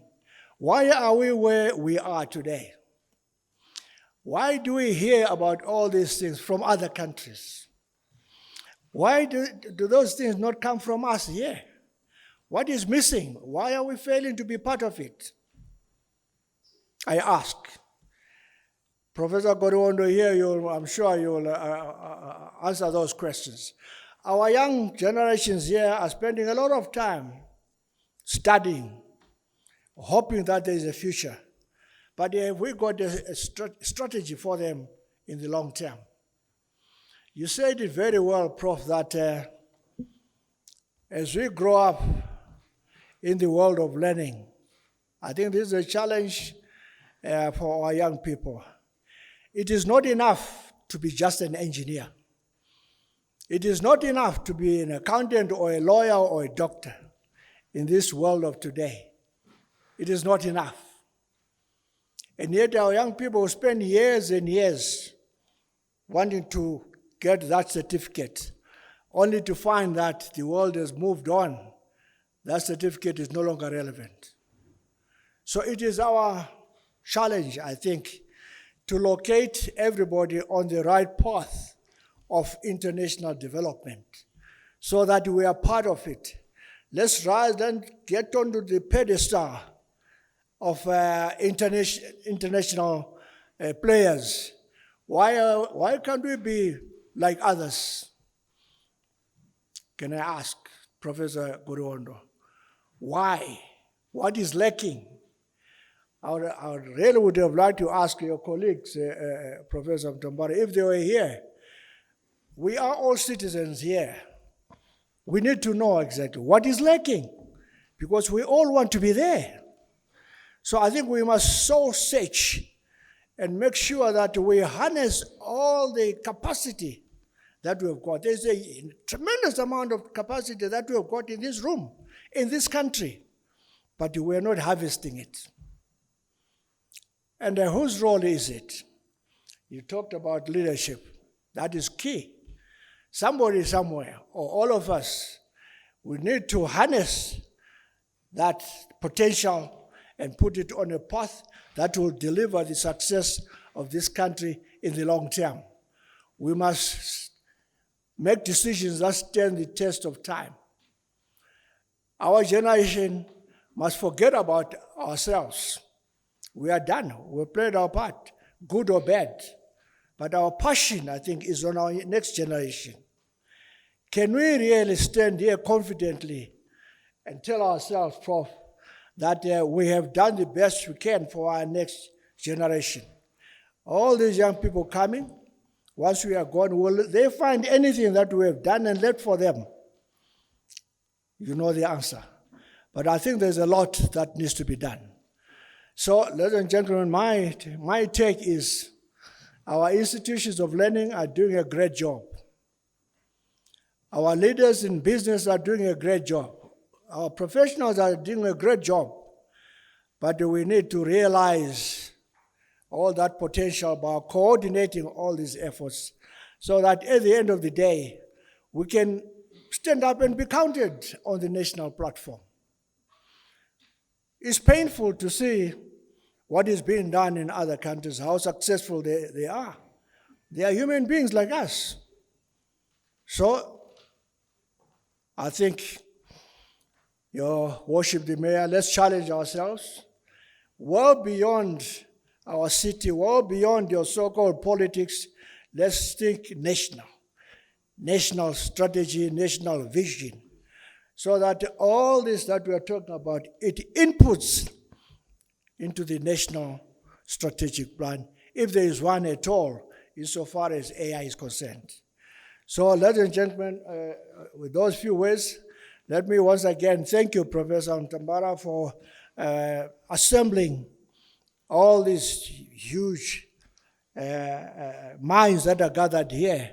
And I'm sure every one of us has got a takeaway. And as we go forward, we will input into the national development. Can we all give Professor Mutambara a pam-pam? Thank you very much. Thank you. Thank you very much. Passionately said. Thank you very much, Engineer Mapena. Yeah, there is a lot that we are supposed to learn and push. We've been challenged. After such a very insightful remarks from the engineer who have just presented before me, it feels like he has just taken all the points that I would have loved to say, but yet I still feel compelled to add my voice because this book is not just for our intellectual consideration, but it is a call to action, a call for our entrepreneurs to build. It is a call for our policymakers to govern wisely, and for every one of us here to seize the opportunities that lie before us. What resonates me most here is that this book is not merely a collection of ideas. It is a profound act of intellectual courage. It challenges us to look beyond the headlines and the fear-mongering and see artificial intelligence for what it truly is. It is an enabler of human progress and a critical tool for achieving the United Nations Sustainable Development Goals. In a world where the future of artificial intelligence is so often discussed in boardrooms, this book actually brings conversation home right here in Bulawayo, right here in Zimbabwe, and to every corner of our continent.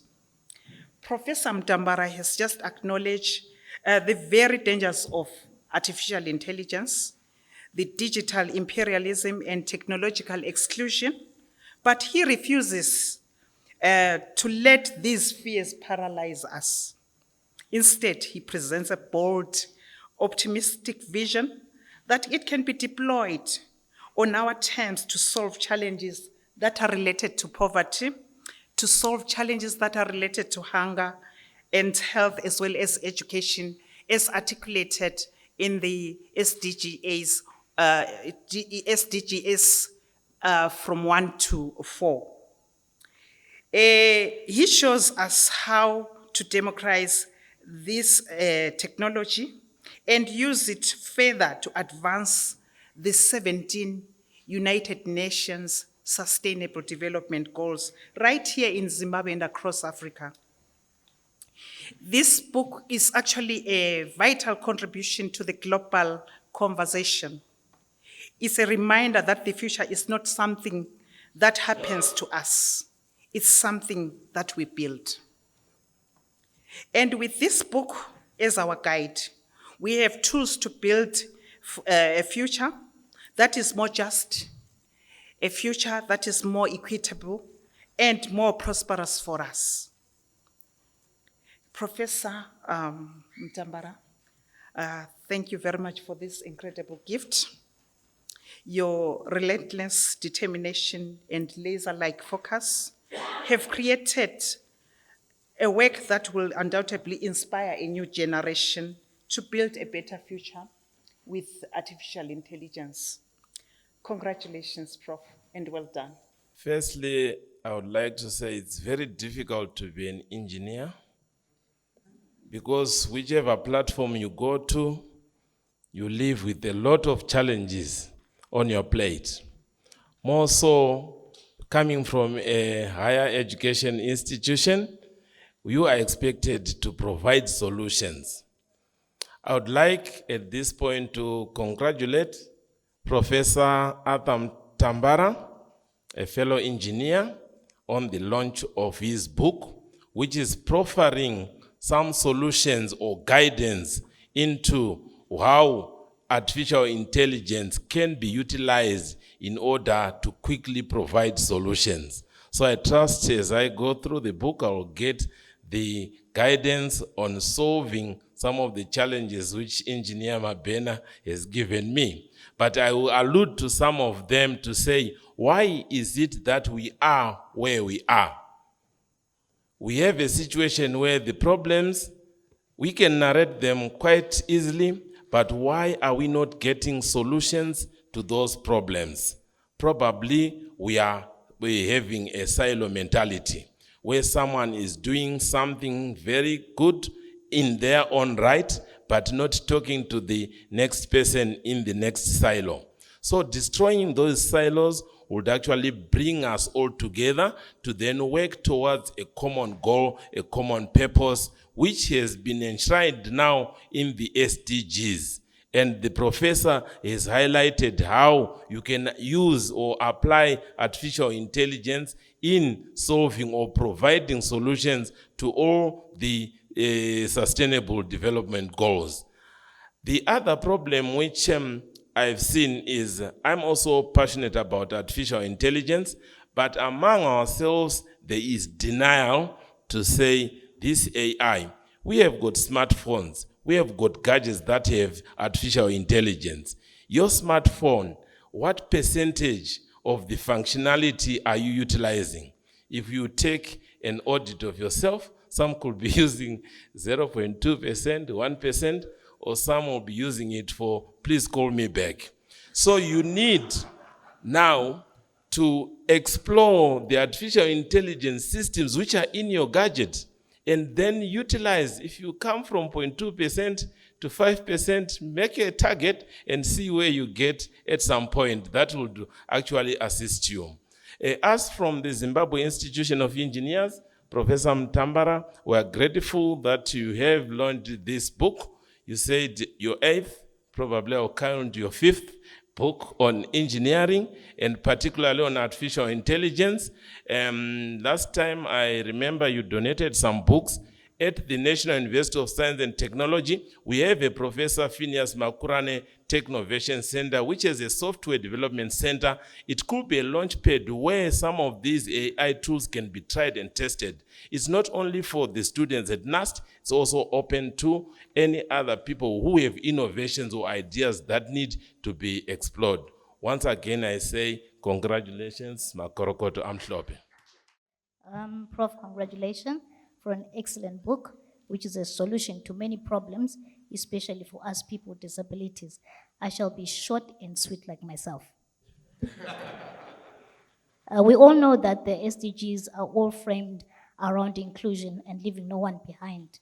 So I'm going to touch 3 things which Prof also talked about: innovation, efficiency, and creations of new jobs, modified jobs for persons with disabilities. So I'll start off with innovation. What do I mean by that? Innovation, people with disabilities work around innovation.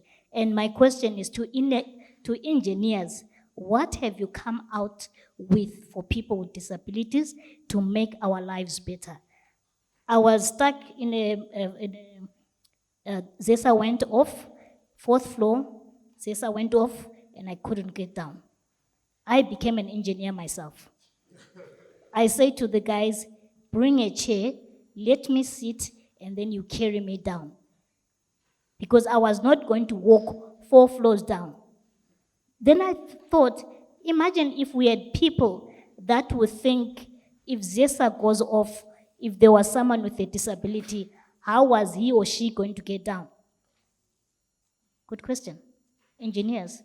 In my kitchen, have you ever thought, how does a woman with a disability of her height move around? Well, AI is here.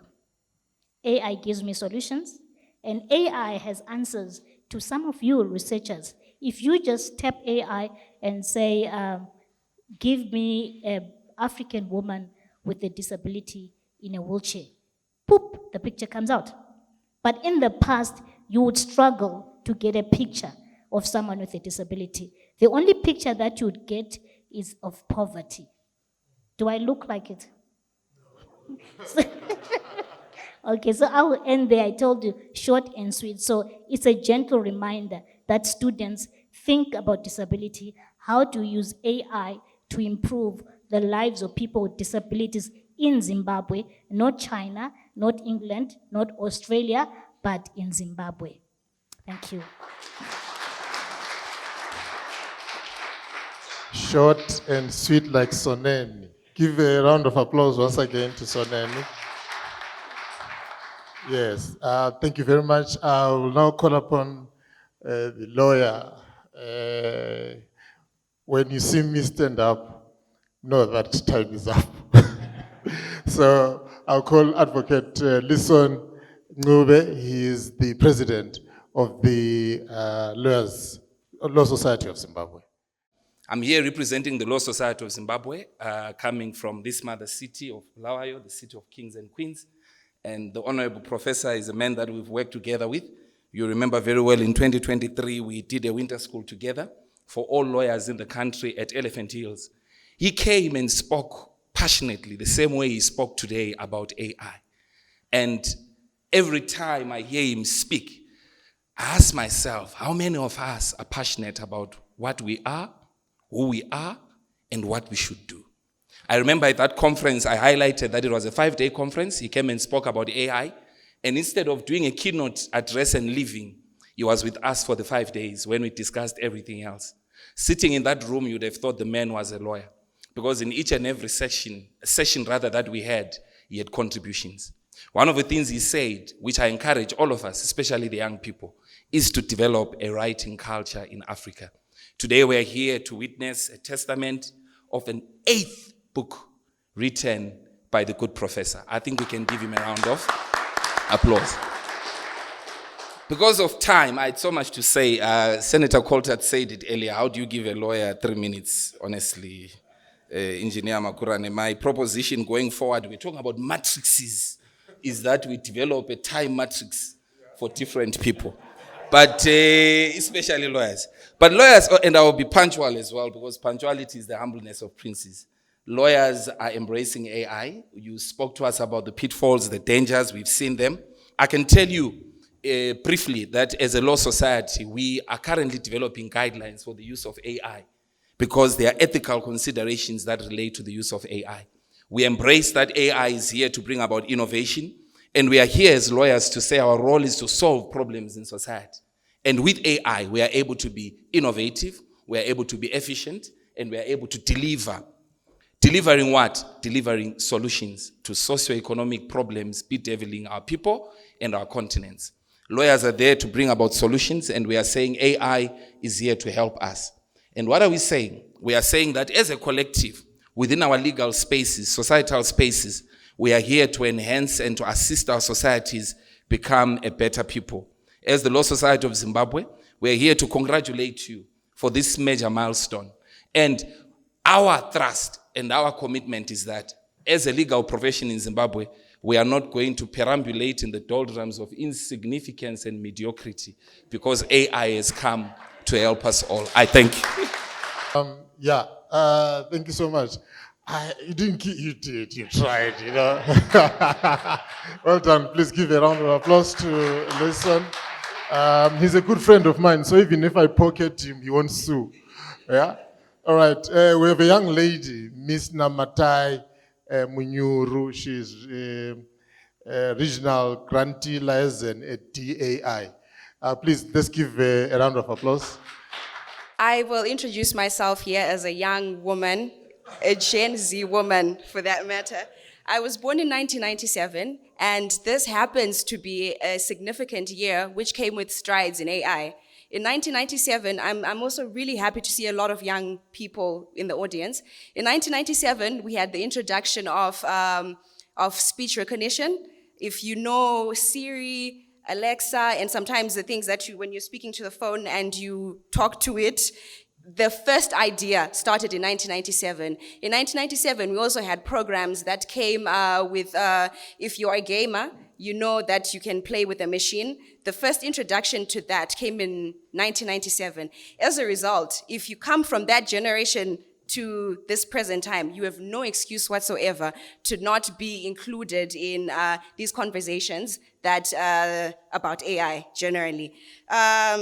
So I am so happy to be here because these conversations are exactly what we need to nudge conversation towards our responsibility and problem solving.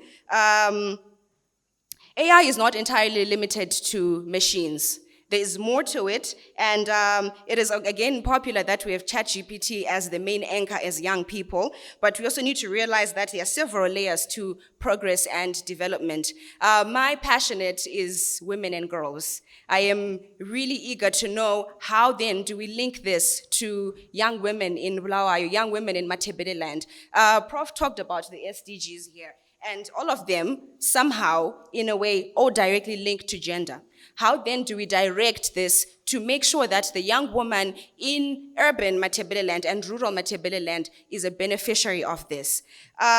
Additionally, we also need to know what are the education strides there that affect women, what are the healthcare strides, which some were properly explained earlier on, and as well as entrepreneurship and ethics. I work in civil society, and as we know, in January, we had a bit of a dilemma in regards to funding, and that funding dilemma really put us at a corner where now we had to think of very sustainable and quick solutions to make sure that programming is not stopped. And it is also very fortunate, I want to think, that then we have got AI to come again and try to cover that gap. So what then, as civil society practitioners, as governance experts, as young people, what are we doing to harness the power of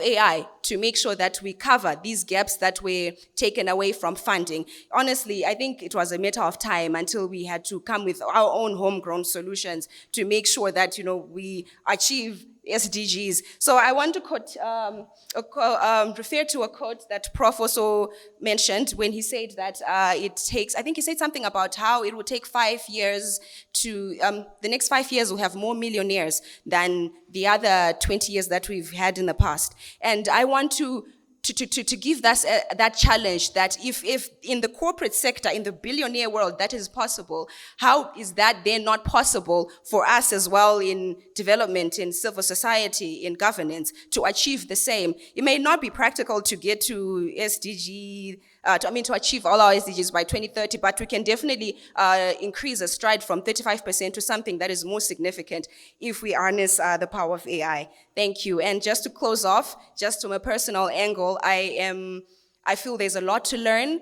I wrote some children's books last year, and I really struggled with trying to come up with illustrations because I did not know. So as a result, I ended up spending more, I ended up doing a lot of work, which I could have had I informed myself, had I learned enough of the power of AI, I could have just done the graphics by myself, but I did not. So these are also gaps that we can work on as young women, young girls, young people, to develop jobs for ourselves, power ourselves entrepreneurially and increase our stake at our livelihoods. Thank you. Wow, yeah. Interesting, the energy, you see the youth. Thank you very much, Namatai. The next speaker is Christopher Mugaga. He's the CEO of ZNCC. Let's give a round of applause, please.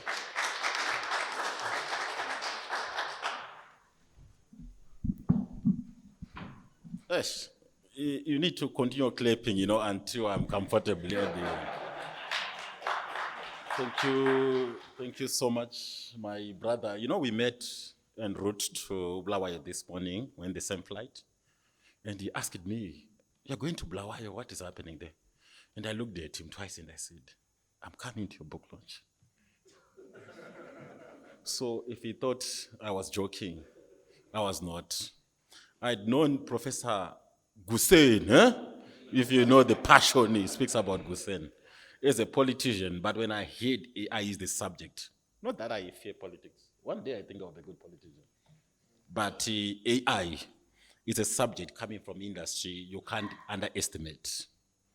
You know, sometimes, Prof. Mutambara, when we talk about AI, people think, yes, it's robotics, yes, it's everything. But it's also the mobile man we talk about. Think of it, those who grew up prior to the color TV, we used to have black and white. Every time you are debating football the next morning, you ask, which team was wearing black and white? Think of how we have progressed. Because sometimes when we talk about how we have moved on, those moments, so it's a challenge. Coming from the Chamber of Commerce, I think knowing fully well that Bulawayo, having been the hub of industrialization in this country, I think it should be a clarion call and also a message to say the brick and mortar of yesteryear. When we say reindustrialize, what do we mean? Do we mean going to Belmont and start putting new roof sheets? What does it mean? So your book, I want to believe, possibly if I was the head of state, I would forget whichever political party belongs to and say this is a resource in our tertiary institution. I wouldn't even hesitate to create a new university and make him a VC. I'm cautious. I said a new university, so no one will lose their job.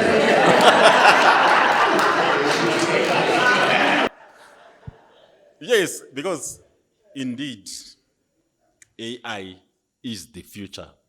And coming from industry and commerce, we are not looking at the book launch just as a mere event where we come and gather. We are challenged every day. When we talk industrialization, when we talk of education, when we say we are amending the ZIMSEC Amendment Bill to accommodate changes in our education system, to what extent are we factoring AI? So I think it will also need, I saw a lot of young people in the room. It's a challenge to you. Now, not tomorrow. People say future leaders, but AI makes you a leader today, isn't it? Without, it has to make you impatient because it's possible to do it at any age. Looking at the numbers, NVIDIA, like you said, for such a company, traditionally we were told that be patient to build $1 billion company which will list on a stock exchange. It's not only a function of the market, it's also a function of years in existence. But today you talk of unicorns, 3 employees, but it's $1 billion company. That's what AI is doing. So as industry, we back your vision. And as Chamber of Commerce, I think we are no strangers. We have invited him a number of times to Chamber of Commerce events before AI possibly was even that subject everyone was comfortable with. But we are proud of you, my brother. Keep the high spirit. Leave UJ and come back home and make a difference. Thank you very much. So, yeah, when His Excellency Christopher Mugaga becomes president, you are getting a university, Prof. All right, our next speaker is Professor Favourite Sebele Mpofu. She's professor in the Department of Accounting Sciences at NUST. Please, let's. Actually, for me, when I got invited here, I looked at the list of names and said, they are engineers. What am I going to say in a room that is full of engineers? But I then remembered that my specialty is accounting and taxation.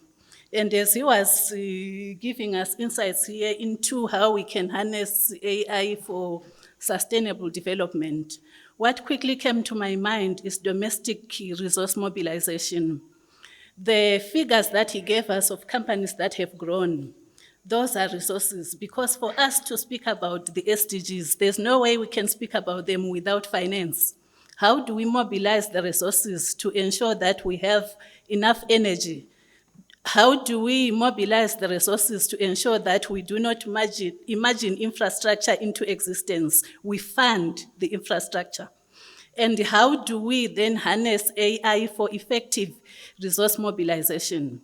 And he said 3 things that piqued my mind: increased productivity, enhanced efficiency, and increased innovation.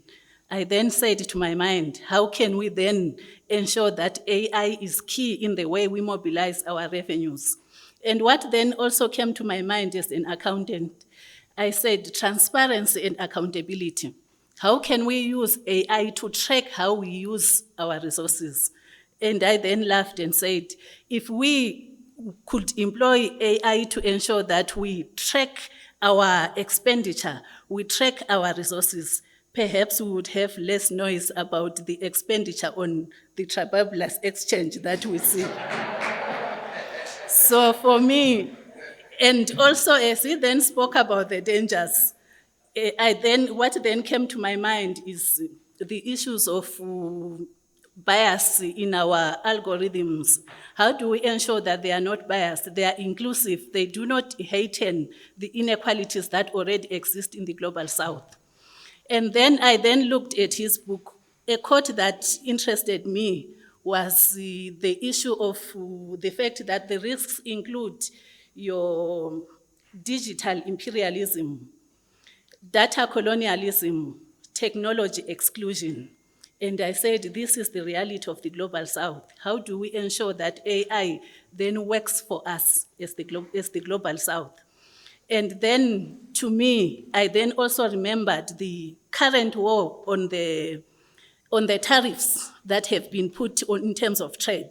And I said they are using trade as a tool to actually punish us as the Africans. If we then do not develop our own AI systems that are contextualized to the African continent, are we not going to find ourselves being the grass that is in between when two elephants fight, just as we find ourselves now in the trade wars? And with that, Prof, I say congratulations for this book. Well said, the opportunities, the risks, all explained, to say technology is a tool that we can harness for its transformative power. But as we harness it, we must remember that is a tool that must be used with care, compassion, and responsibility. Thank you.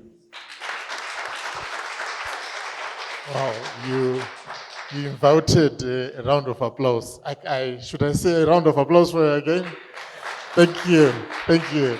Now, my president is here, and I see that my board member is here. Can you allow me today, for the next 3 minutes, to award Mrs. Lodlo engineer status for the next 3 minutes while she talks to us?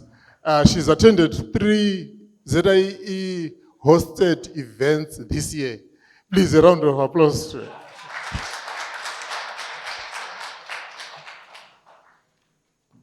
Good evening.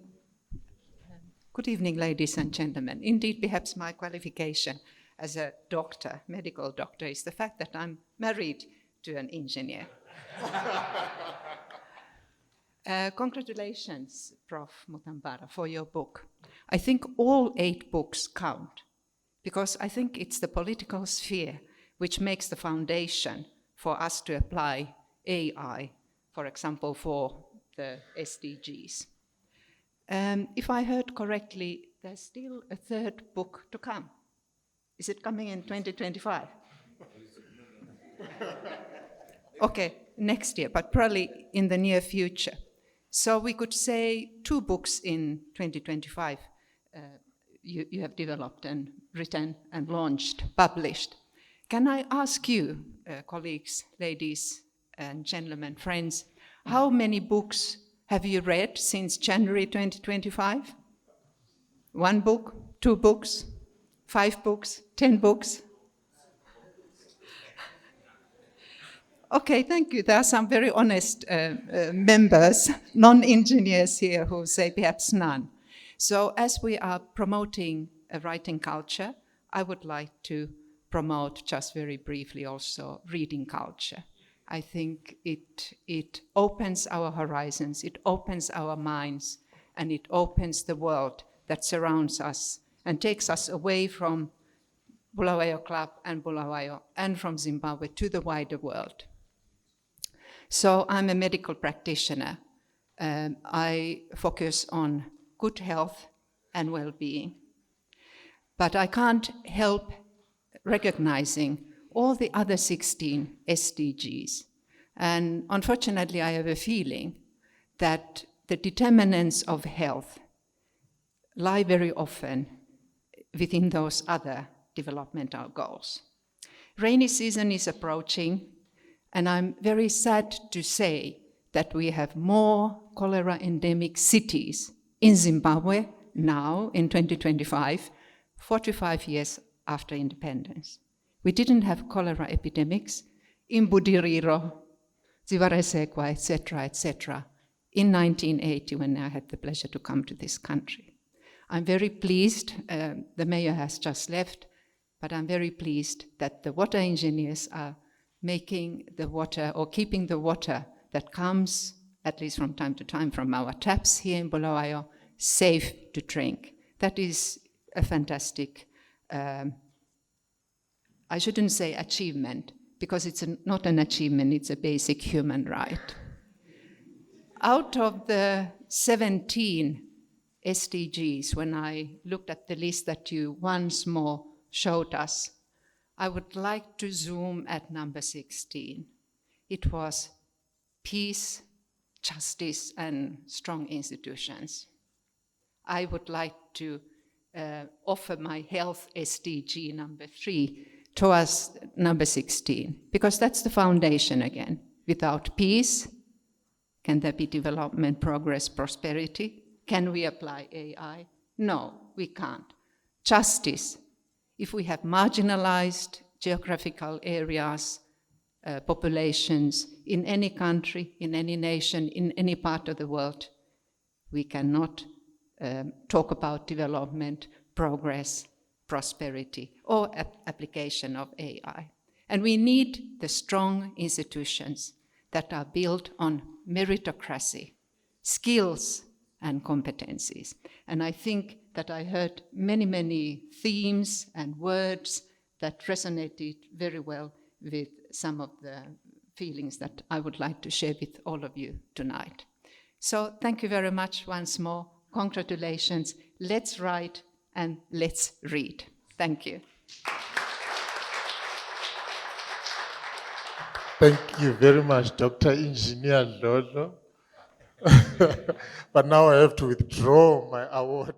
I would like to recognize my former SRC president, Professor Mutambara. Yes. When we were at university, I was at university in 1990, first year, you were president then. Yeah, you were very, very charismatic, very talkative. I think the only thing that has changed probably, yes. You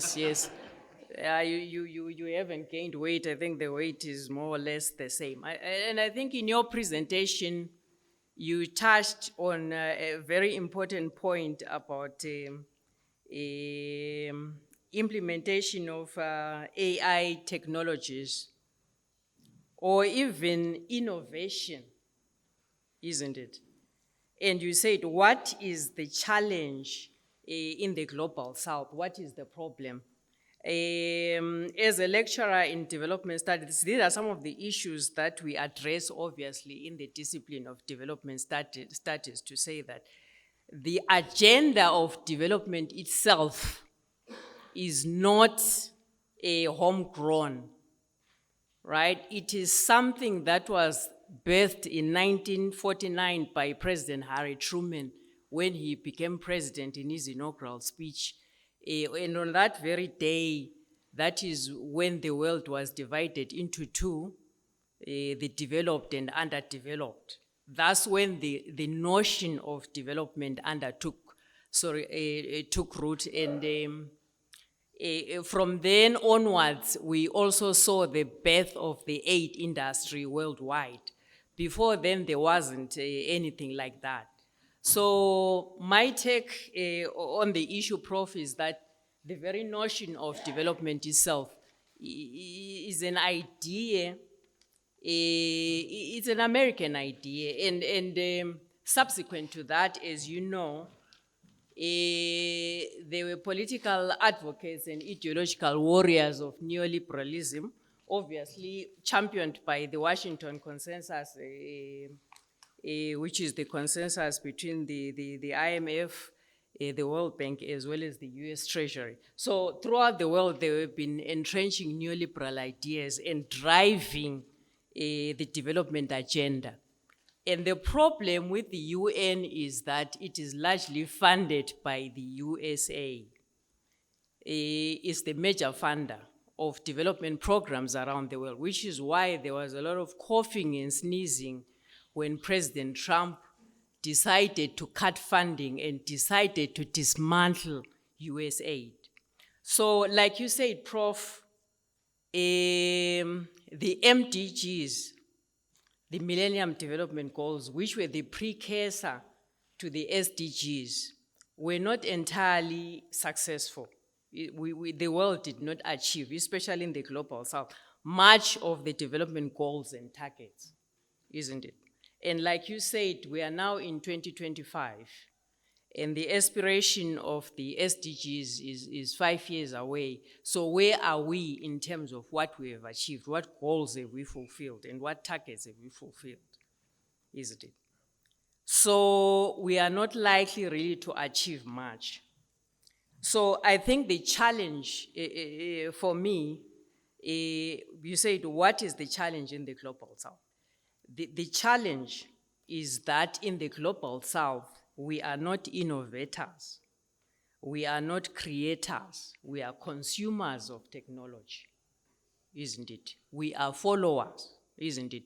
And we are not masters of our destiny, isn't it? Because of the geopolitics of the world, where we are not in control of our resources, isn't it?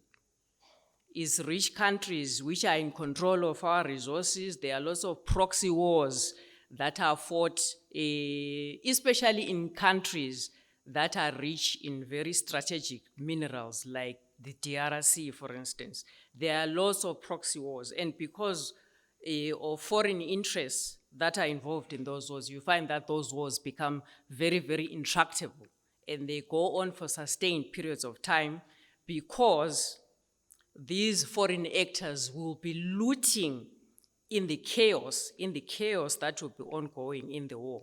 So I think the major problem, Prof, is that in Africa, we are not masters of our destiny.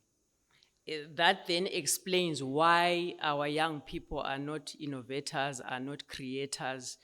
There is a craze that such a new gadget, whether it's an iPad, it's an iPhone, it's a Microsoft tablet or whatever it is, has come out. We just want to consume, isn't it? Unlike the Chinese, you made reference to the Chinese, who never suffered from colonialism and being colonized in the mind like we were. You find that they are masters of their destiny.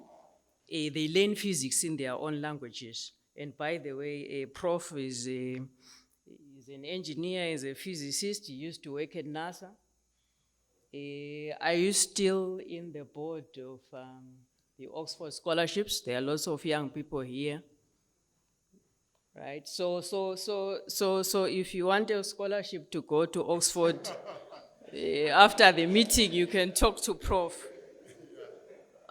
So I think for us in Africa, that is the major problem, the geopolitics of the world, where really in Africa, especially in Africa, we have never really been the masters of our destiny. So until such time that our leaders decide to be in control of their destiny, to be the ones who make the decisions, it will be very difficult for us to reach a stage where as a people, as a race, we are able to innovate.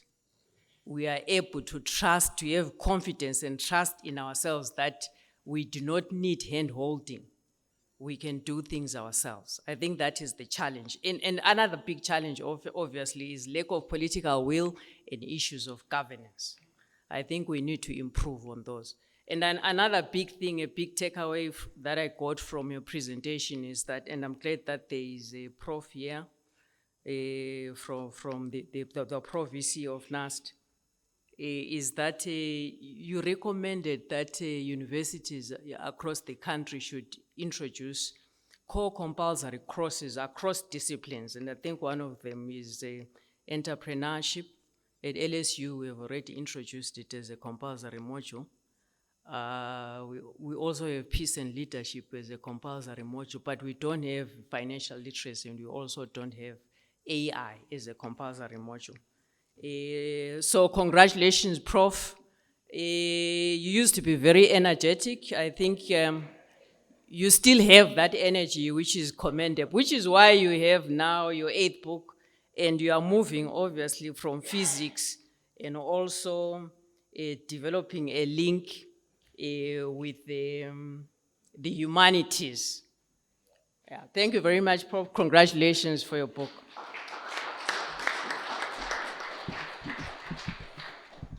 Thank you very much, ma'am. Now I will ask questions. So we're going to take questions in tranches of 3.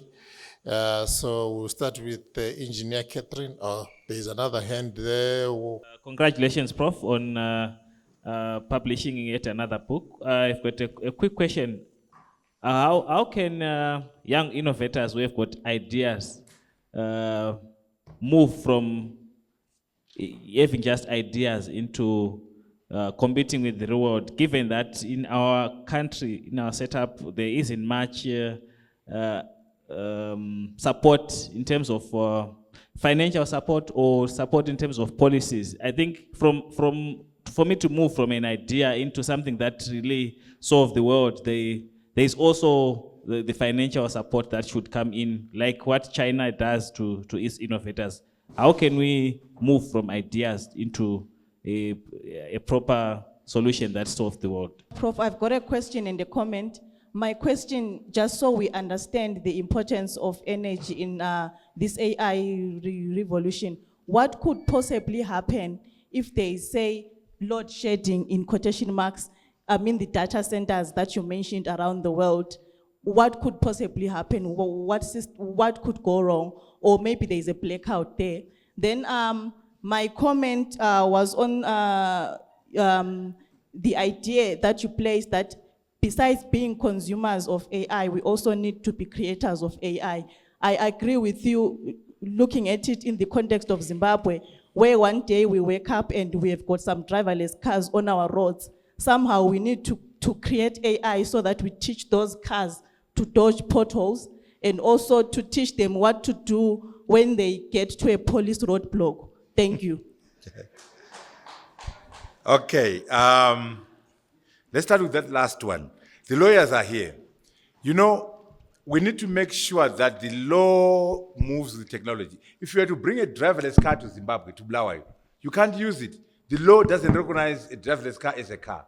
So the lawyers, the law society, must make sure that they have what we call a law commission, a dynamic law commission, which tracks technology and come up with new rules. So that when you get a new technology, the laws are there to enable the technology. Law and technology must move together so that we are able to enable the usage of driverless cars and so on and so forth. So we need to do that. But at the same time, let us make sure that we think about how we can have the new skills, the new capabilities that we can use to use that that capacity that comes from driverless cars and so on. Energy, you know, they can't afford to have load shedding in a data center. That's why they're building their own nuclear energy plant. You know, normally nuclear energy plants are run by countries. The country has a nuclear plant, ZESA has a plant for the country. These private companies are now getting into nuclear energy, where they actually own the plant, to make sure that there's no failure, because if they have a failure, the system collapses. And not only that, they don't have one source, they have multiple sources, redundancy. So you can have 3 or 4 sources of power. If you lose one, you have 3. You lose another one, you have 2. By that time, you've already solved the other one. So they will never allow a single point of error or single point of failure. So energy is so critical that the companies are trying to make sure they're independent of the national grid by controlling the grid themselves. So we cannot afford to have load shedding in the data center. That's why we're saying that as countries, we must make sure that we have enough energy for usual activities.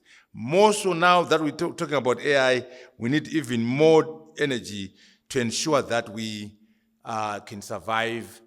See, energy is an interesting one because remember the SDGs is about saving the planet. But energy for AI is actually going against because we need more energy. And sometimes more fossil fuel, more oil being used, more coal being used. So it's a double-edged sword, AI, in terms of energy. It is going against the agenda of reducing energy consumption. But as I said earlier on, you can also use AI to improve energy generation. Innovation, very important. The starting point is to make sure that we respect innovators. We raise the profile of our innovators. We celebrate our innovators. Having done that, we must make sure that we give them access to finance and access to markets. We must do that to enable our innovators.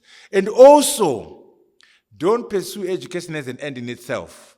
An example is Steve Jobs, Bill Gates. These guys were dropouts. Not because they were not smart. Bill Gates was studying physics at Harvard and mathematics course, it was called Maths 55. Very complicated subject. But he had a good idea in second year. And he went to see his supervisor. And the supervisor said to him, you know what? Go away, go and form your company. If it doesn't work out, come back. We can work with you to get your degree. In our systems, don't do that. If you go away, never come back.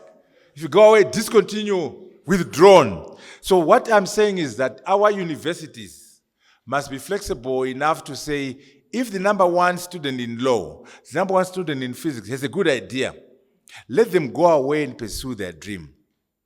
If it doesn't work out, get them back and work with them to get their degree. We don't have that flexibility because we're in the English system. The Americans are very flexible. You can take a degree in 5 years, in 7 years, whereas in the English system, it's 3 years, or it's 4 years, or they throw you out. So we must respect innovation and say that it's okay to drop out to pursue a dream, to pursue innovation. Bill Gates dropped out, he never went back. Now he gives more money to Harvard than all Harvard graduates. So who needs a Harvard degree if he's doing that? So it's important that we do that. Before I go to the next question, I want to emphasize issues raised by my colleagues. Engineer Mabena, you are very right. We need to talk to our colleagues in politics to put national interest. I'll give you an example of Elon Musk and Trump. You know, they had a big fallout, right? But guess what? When Grok 4 came out, they'd fallen out. They were talking to each other. Elon Musk was given a $100 million deal from the army. You know why? Grok 4 is so powerful. In the American national interest, they couldn't say, we can't work with Grok 4. Grok 4 is from Elon Musk. Elon Musk is an enemy of Trump. They said, no. This Grok 4 is so powerful. If we as America in our defense systems are going to succeed, we need Grok 4. So they gave Elon Musk a check of $100 million. Although the two were not talking. So our problem in this country is that we put politics into everything. Mutambara is trying to hide, he's looking for power through books. So they don't see the efficacy and value of ideas. They see politics. And yet, you know, Elon Musk and Trump have had a problem, but Elon Musk has got a good idea called Grok 4. The Defense Department gave him a check of $100 million to use the product. National interest. So we must do the same. Let us have our political differences or disagreements, but the national interest must be supreme. So I share that concern, and I'll try to work with my friends. But I'll tell you, it's not easy. You know, the VC is gone, but I'll say it in his absence. In my engineering book, when I was writing this book, which I wrote with you, Engineer Mabena, this one is a teaching book. Where the Zimbabwe is not there. ZANU-PF. 2030 is not there in there. These are equations for control systems, part 3 and part 4. When I did the book, I wanted to launch from my own university, electrical engineering, where I went to school. So I approached the dean, approached the chairman. They were very excited. But the dean says, let me check with the vice chancellor. And the chancellor says, vice chancellor says, tell him to write to us, expressing his interest. I wrote to the vice chancellor. Vice Chancellor Mafumo, I want to launch my book. It's good for your students. It's a teaching book. Up to now, there's no response. The most I got was, the matter is under consideration. And I got that note from the PA. Here at NAST, I went again, very excited. The dean was excited, the chairman was excited. And then the dean says, let me check with the vice chancellor. Here at NAST, I'm talking about our colleagues in politics. And the vice chancellor says, tell him to write to the Minister of Higher Education. That one I didn't write. Again, an engineering book with equations for control systems, for part 3 and part 4, no politics, but my own government would not allow me to launch at UZ, to launch at NAST. We've got a problem of putting politics everywhere. But guess what? As they say, when they give you lemons, make lemonade. So I worked with ZIE and we launched it here. We were successful. I launched with ZIE in Harare, we were successful. But we're doing it despite our own people. Can you imagine Strive Masiwa? He's a billionaire now, $2 billion worth of wealth. He's done all those things without the support of his government. Can you imagine what he could have done with the support of his own government?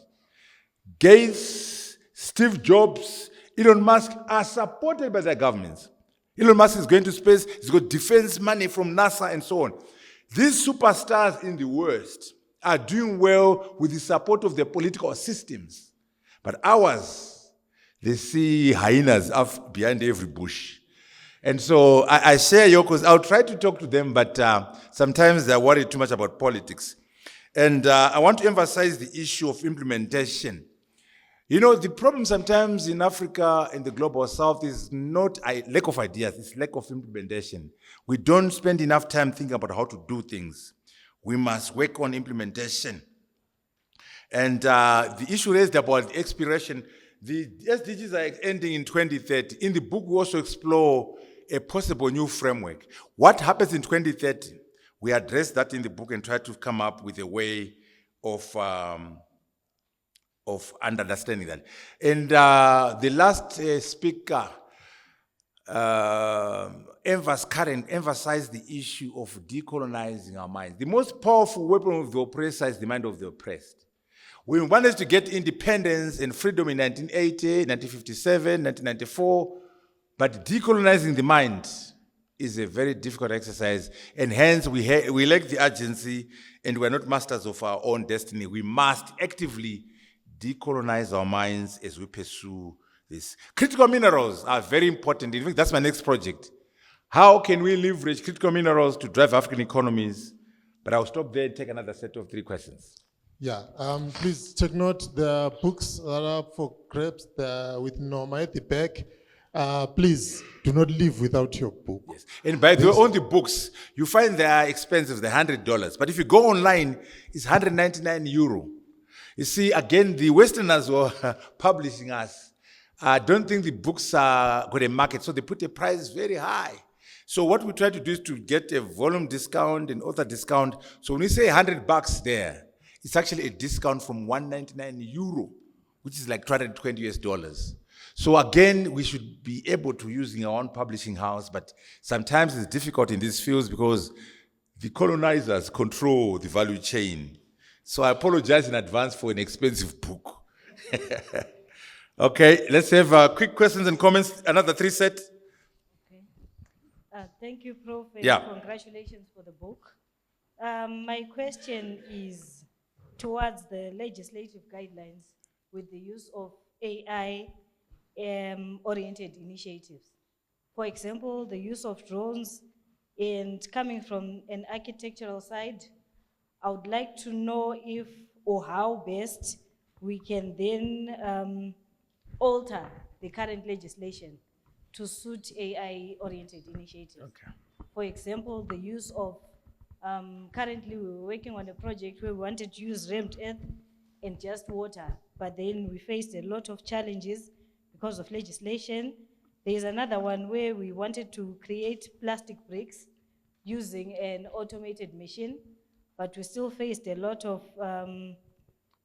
resistance. So how best maybe can we be assisted towards that legislative issue? Thank you. Next one. All right, good evening, everyone. And congratulations to you, Prof. So my name is Letwin, and I'm a fresh graduate at from the University of Zimbabwe. So I'm lucky to be part of this launch, and I had a lot of things. So my question is on how can we best use AI and still maintain originality? I'm coming from the stress of dissertations in AI and projects, and we tried to use AI, but then there's the Turnitin check and all, and they say you should have your own, be original in what you are writing. So how best can we use AI and still maintain originality, not just at school, but in our ideas that we have? Thank you. Your friends, China, the latest one, what I've heard, they've created a robot which will be in the form of taking the roles of a woman. That's my worry. A pregnant robot, what's your take that? Of late now, I'm reading now, they've created a bra that can sense, it can't be opened by someone, at least your partner. This is where they are going. It's quite in China, it's the latest, that's the latest, yeah. I'm saying, are we not, at the end of the day, disturbing not the social aspect of the human? If we know that the baby, instead of growing up in his mother, now is going to be undergoing that stage in a robot. I think that's what that's my main concern. Are we not disturbing in terms of, instead of being the trust, the artificial intelligence becomes maybe a drag in the society because we are used to it. But now if the baby is going to grow somewhere else. Okay. Yeah, thank you very much. Legislation, law and technology, law and AI. We need to make sure the law moves with technology. Otherwise, the current legislation for any sector for the country won't enable technology. So we actually need lawyers who understand technology, lawyers who understand AI, or lawyers who work with AI experts to quickly change laws nationally, to quickly change laws in sectors, architecture, mining, manufacturing, education, so that the laws are enabling of AI. Otherwise, if you try to use AI in the current legislative framework, it will be illegal because it's not provided for. So that's why we're pushing for what we call a dynamic law commission, which sits there and says, okay, what's new? Superintelligence, what does it mean? AGI, what does it mean? And prepare proactively new laws to enable, mitigate, or manage AI, manage technology. So many countries don't have that. So that, for example, if you were to buy that driverless car that I showed and brought it to Bulawayo, you can't use it here. Because the police will say, what is this? There's no person in here. Because the law does not recognize a driverless car as a car. So the same applies to issues we're raising in architecture, in mining. So we actually need lawyers and engineers, lawyers and AI experts working together to create new laws continuously. At national level, in the banking sector, mining sector, agricultural sector, and also at a regional level, SADC, and then continental. It's a very complex legislative framework, but that's why I emphasize that we must work as a country, work as a region, work as a continent, but the three layers must talk to each other. The country talks to the region talks to the country talks to the continent talks to the region and the country, dynamically, so that we are harmonized.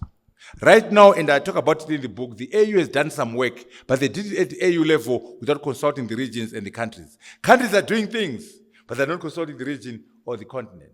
So it's a very complex matter, but we got to start moving. The Europeans now have the EU AI Act as a starting point. The Americans have no act at all. So the Europeans are very good at legislative and regulations. The Americans are saying, no, let's not do too much regulations. Let's innovate. There's always a balance in AI. Regulation versus innovation. If you do too much regulations, you undermine innovation. If you have innovation without regulation, there are risks and dangers. So it's a balance between innovation and regulation, innovation and legislation. But it has to be done by lawyers and technologists working together. And we are now pushing for multiple disciplines. A lawyer who understands technology, a technologist who understands the law, what we call a Renaissance woman, a Renaissance man. Silos are no longer useful. We want people who are broad. That's why we're emphasizing skills and exposure. But it's a very good question which has to be addressed. AI and originality. Let me start with a very simple example. You must always find a way to continue to learn even if there's new technology. Think about a calculator. Before the slide rule, I hope you know what a slide rule is. Before the calculator, it was very easy to set a maths question. You just put 10 times 5 divided by 18 times 17. And that would be an interesting because you have to do it using your fingers and abacus and mental. But when the slide rule came through, or the calculator, you can't put a question like that. You can't say 18 times 7 times 7, because people just type it and get an answer. What do? You become more creative. You describe a problem. You are traveling from Harare to Bulawayo. You stop in Gweru for 2 hours. You continue at 20 kilometers an hour and so on. When did you get to Bulawayo? So you see, to answer that question, you have to analyze the speed, the distance, the time, and then finally you end up with 10 times 15 over 2. Then you put into a calculator. So what it means is the maths teacher before the calculator, the maths teacher before the slide rule could do simple things without creativity. After the slide rule, after the calculator, they had to be innovative in the way they teach and examine. That's why you can take your calculator into an O-level exam and get an F.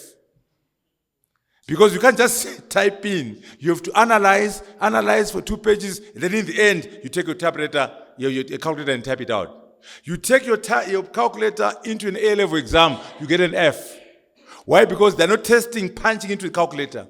You have to analyze the problem. And then in the end, you have sine 60 divided by sine 30, you tap into your calculator. Now, coming to AI, you as a teacher, you as a student, you must set an exam in such a manner that even if they use AI, they're going to use their brain. The question for homework, the question in the exam must be so complex that they can use AI, but to get to use AI effectively, they are going to apply critical thinking. Because even writing code, writing computer programs, AI can do that for you. But then you can find that if you're a good teacher of coding, you do the teaching in such a manner that, yes, they can use AI for parts of the work, but they have to use analysis and thinking that they can't use AI for. What you can't do is ban AI, to say, like the Italians did when ChatGPT came, they banned it. You can't ban technology. The question is, how can I become a better teacher because of AI? That's your challenge as a teacher. How can I become a better student because of AI? It's much harder because, like you're saying, AI does a lot of things. So if you're not careful, creativity dies. If you're not careful, critical thinking dies. I showed you that at MIT they had a study where they're saying that people who are using ChatGPT too much are losing critical thinking. So what it means is the job of teaching has become more complex. The job of learning has become more complex. Cape Town UCT has just said we're never going to use Tenet. You got Tenet. Because they're saying, look, it's not practical. This thing of saying, okay, you bring an assignment, I'm going to use Tenet to see whether there's AI, it's not practical. So UCT has said, going forward, we're not going to do that. We are going to be creative. And we are not going to waste our time to say, check whether they've used AI. Let them use AI. But make sure that they can't get everything from AI. They must apply their minds. It's harder. But it's not going anyway. It's every Copilot, Meta AI, ChatGPT 5, Grok 4, and anyway, when you finish your degree and go to work, you're going to be using AI. So I agree with you. I share your concerns about AI killing creativity, AI killing critical thinking, but it means we just need to be more innovative. Ask yourself, how can I be a better student in terms of learning? Because I'm using AI. How can I become a better teacher? Like I said before, you can have a teaching assistant for every teacher, a tutor for every student, personalization. So you learn better. But yes, you are correct. There's a danger that has to be addressed around AI versus originality. Now, your issues about robot replacing the woman and the woman, listen, those are not serious things right now, okay? But you can't stop someone doing it or trying to do it. But in terms of the efforts, that's not where the efforts are right now. But unfortunately for AI is an equal opportunity technology. A bad actor will do those things. I want to build a woman. And you can't stop them. This is why people are very worried about AI. Nuclear weapons were easier to handle. There's never been a terrorist or a thief or some bad actor who's built a nuclear bomb. Why it's so difficult? You need to know nuclear physics, you need the hardware, you need money. And the countries have not done it. Iran is trying to do it. So nuclear weapons have been what we call a high barrier to entry. So bad actors never could build nuclear weapons. Unfortunately, AI is different. You just need a good brain and access to connectivity, access to ideas. So those things you're talking about, someone will try to do it.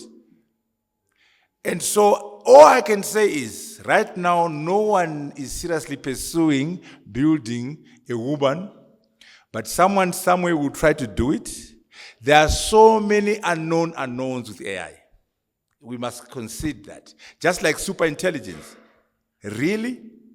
If we have a robot, if we have an AI system smarter than the smartest person, how are you going to control that? I know you have a cat at home and a dog, and you control them because you are smarter than them, right? And your baboon and the donkey.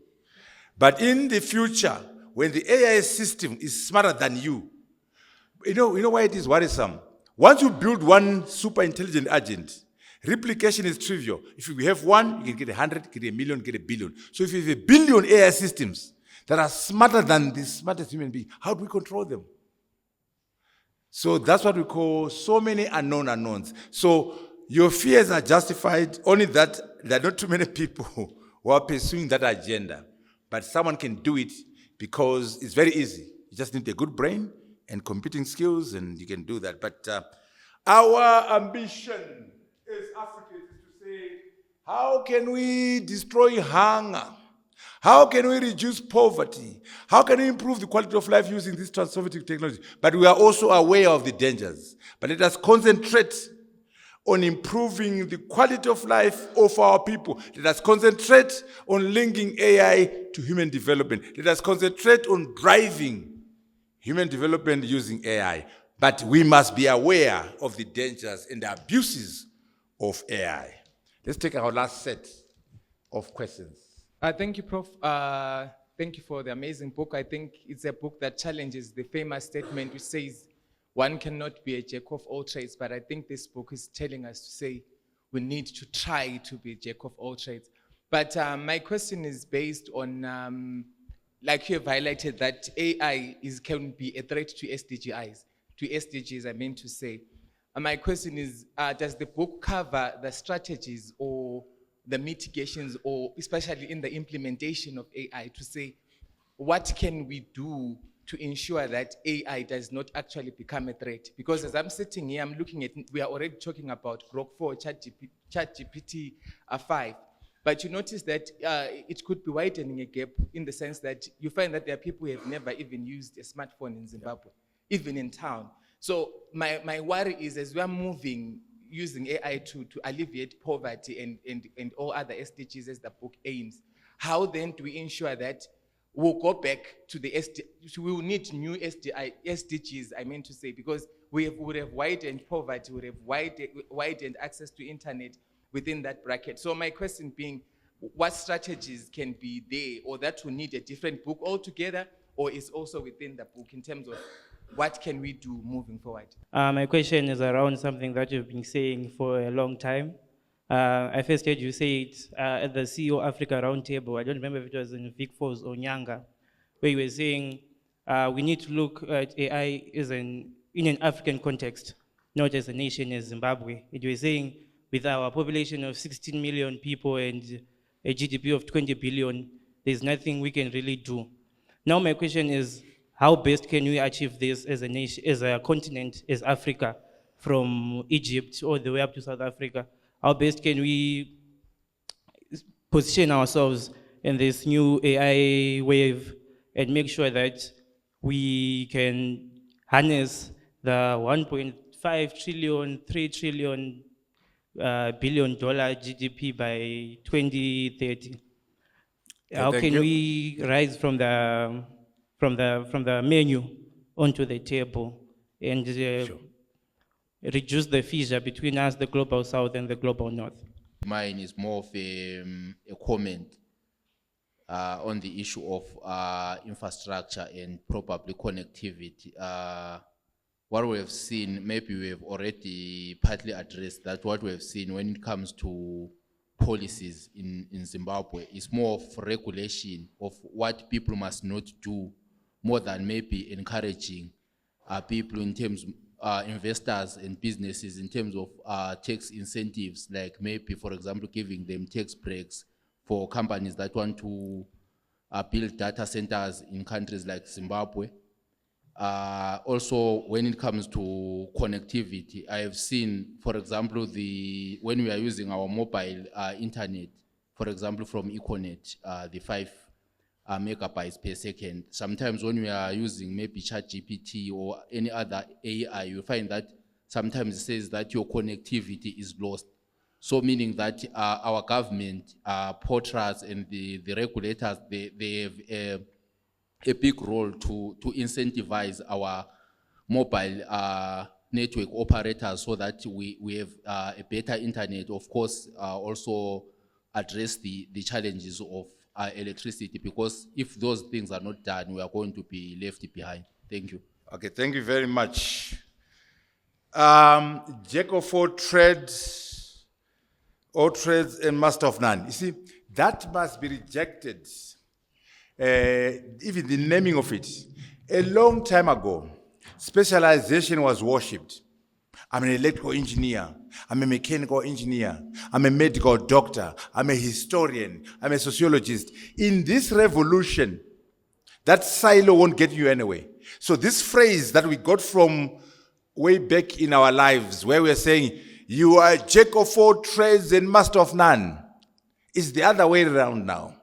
We want you to be a jack of all trades. We want a lawyer who understands physics, a lawyer who understands accounts, an accountant who can understand AI, an accountant who understands the Constitution.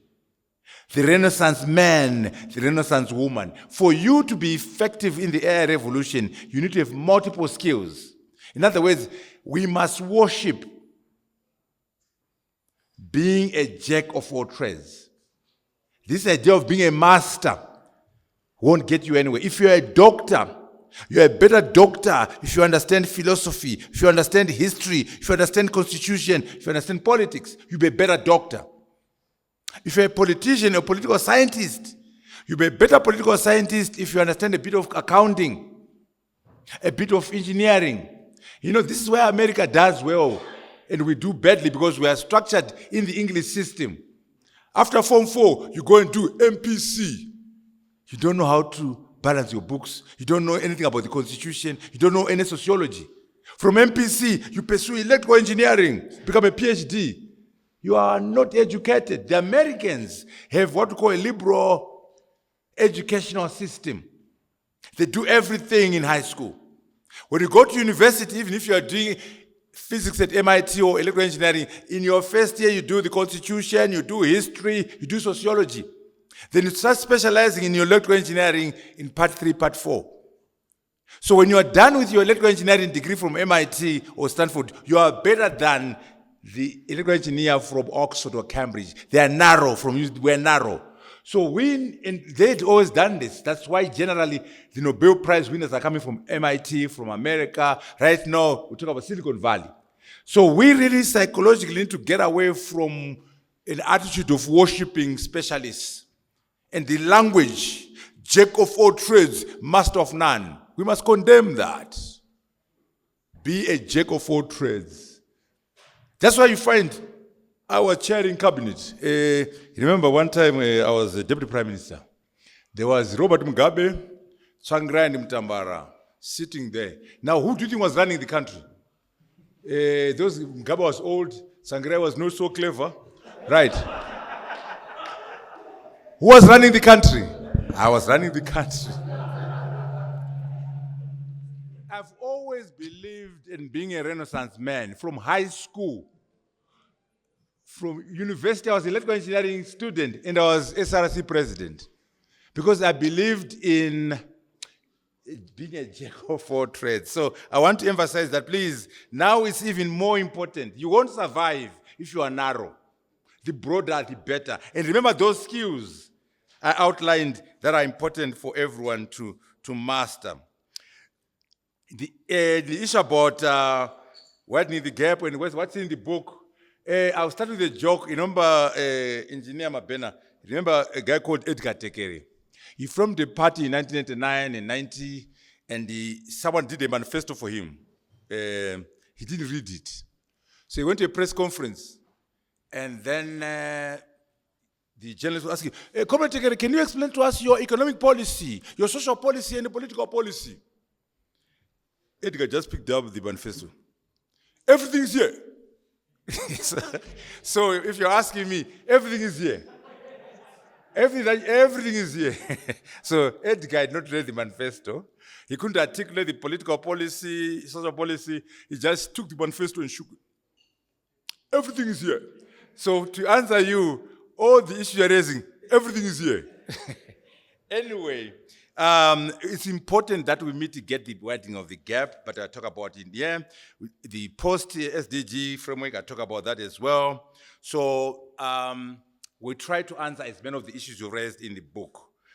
Africa. You know, we used to talk about the need for integration and so on. Now it's even more important with AI. You can't do AI as Zimbabwe. You can't do AI as South Africa, as Rwanda. We're too small. The amount of money required, we're talking about $4 trillion in one company. And our GDP is $16 billion. South Africa is $40 billion. The only meaningful GDP we can leverage is our collective $3.4 trillion. Then we can talk about investing in AI and do big things because the money required is huge. No little country can do it on their own.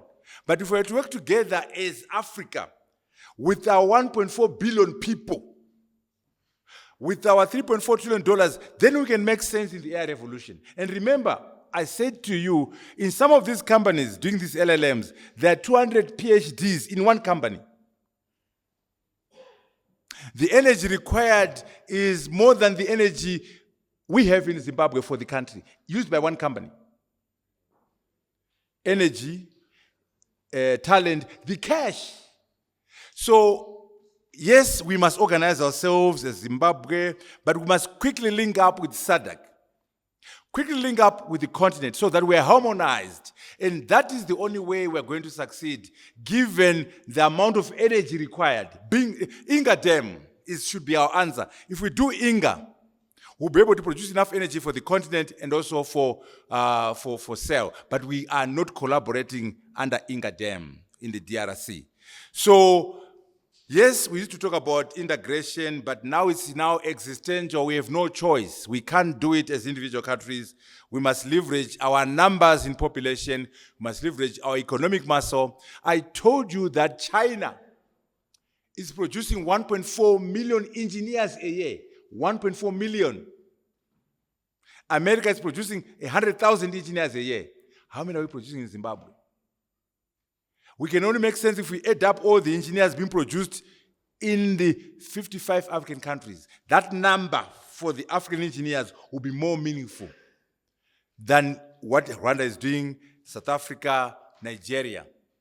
So AI is a numbers game in terms of energy, in terms of talent, in terms of cash. And we can only achieve enough energy, enough talent, and enough cash if we're working together as a collective. But of course, we must organize ourselves and have our national strategy, but that must be linked to the SADC strategy, linked to the continental strategy. Our problem is that our politicians are not committed to integration.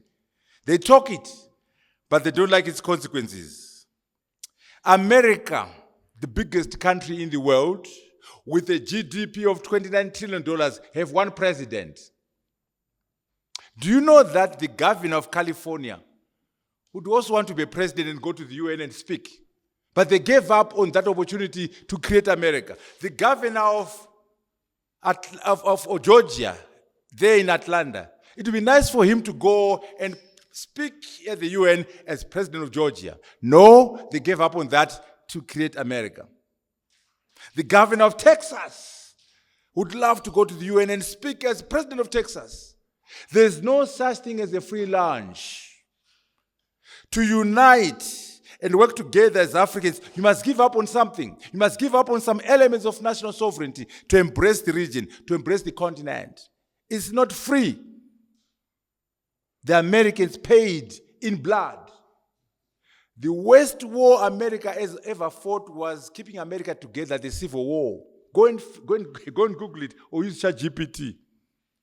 More people died during the Civil War than in the two world wars, World War I and II for Americans. More of them died in the Civil War to keep America together. So when you say United States of America, it didn't come on a silver platter. They bled. The South wanted to break away. They fought and they killed each other. So now they are united. They're the biggest country in the world, called the United States of America, with a GDP of $29 trillion. One president. The Chinese, 1.4 billion Chinese, GDP $19 trillion, one president. The Indians, India has just overtaken China in terms of population. I think 1.41 billion Indians, one prime minister. Why do you need 55 leaders, you little Africans? 55 of them, I'm a president. I'm a president of starving people. 55 presidents. This is the problem with integration, because each one of these guys want to be president. When we succeed in terms of integration, there will be one president, maybe coming from Cameroon. Ramaphosa will be Minister of Agriculture. Kagame, Minister of the Police. Mnangagwa, Minister of the Youth. Are these guys ready to do that? But guess what? If we did unite and have one president, our GDP will shoot up, our GDP capital will shoot up, we have a strong country. But we have to give up on president in Zimbabwe, president in Zambia, president in Uganda. That has to go, just like the Americans gave up on president of California, president of Georgia, president of Texas, president of New York. Do you know California, if California was a country, it would be number 4 in the world in terms of GDP. It would be number 4 in the world if it was a country. But they gave up on all that. No, we don't want to be a country. We want to be part of a big team. Now, you Africans, including me, you love being president of starving people. That is a problem we face. You know, and as I said, I think in another presentation, there was a big debate in 1963 when the OAU was formed between Nkrumah and Nyerere. Nkrumah said, no, guys and ladies, let's move quickly and unite and form the United States of Africa.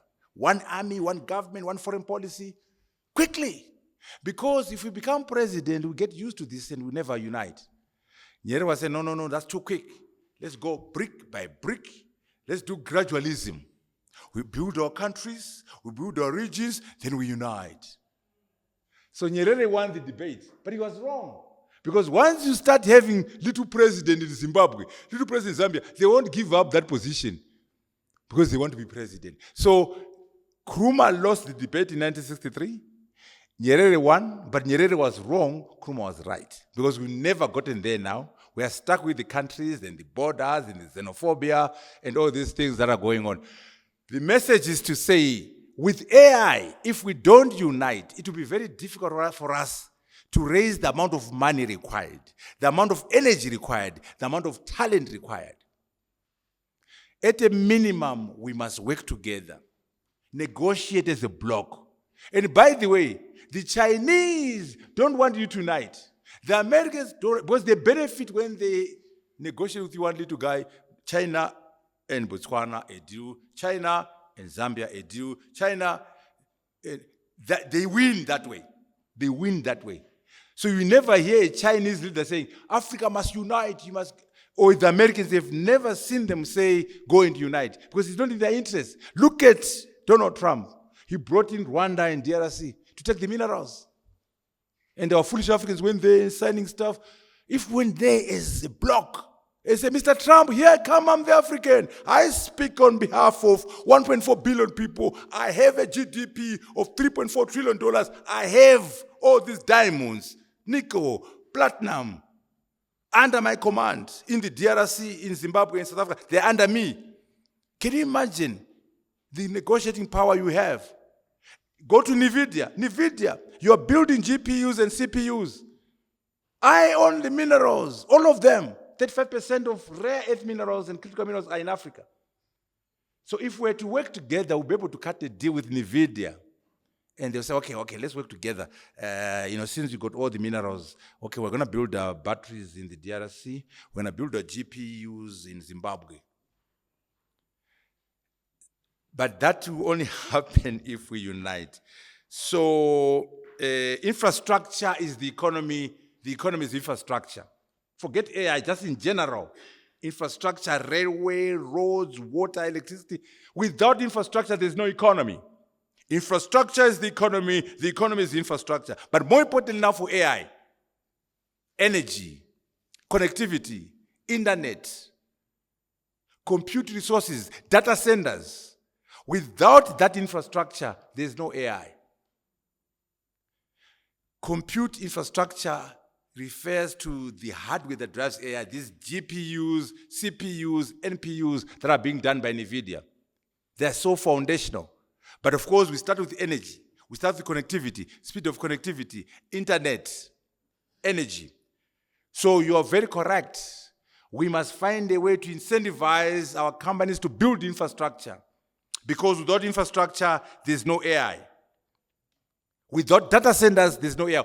Data is AI. Data is the new oil. So we must find a way to harvest data, curate data, and use data. And so data centers, that's hardware. You know, when you say cloud, cloud is cloud to you, but there's a physical plant somewhere. So when you say, I'm using cloud, I'm using ChatGPT, ChatGPT is being run from Silicon Valley in a hardware in some GPU.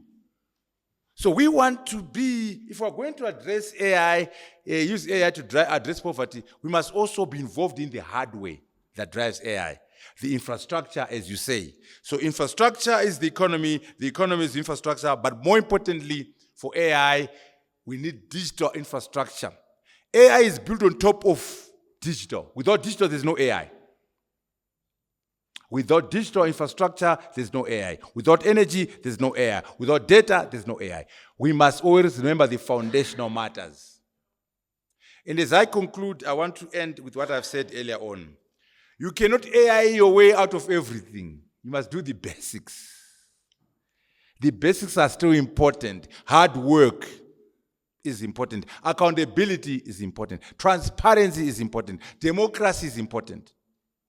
Eliminating corruption is important. Free and fair elections are important. AI cannot be a silver bullet. It can only be true within the context of the bigger issues. And remember, collective success is more important than individual success. We must make sure we use AI to make Zimbabwe a superstar economy. We must use AI to make Africa a superstar economy. Never ever are you going to be respected as an African until Africa has done well as a continent. We have an opportunity to use AI to drive the quality of life in Zimbabwe, to drive the quality of life in Africa. This is our moment to say, how do we use AI to improve the quality of life of all the people in the world and address the SDGs? I thank you so very much for this opportunity.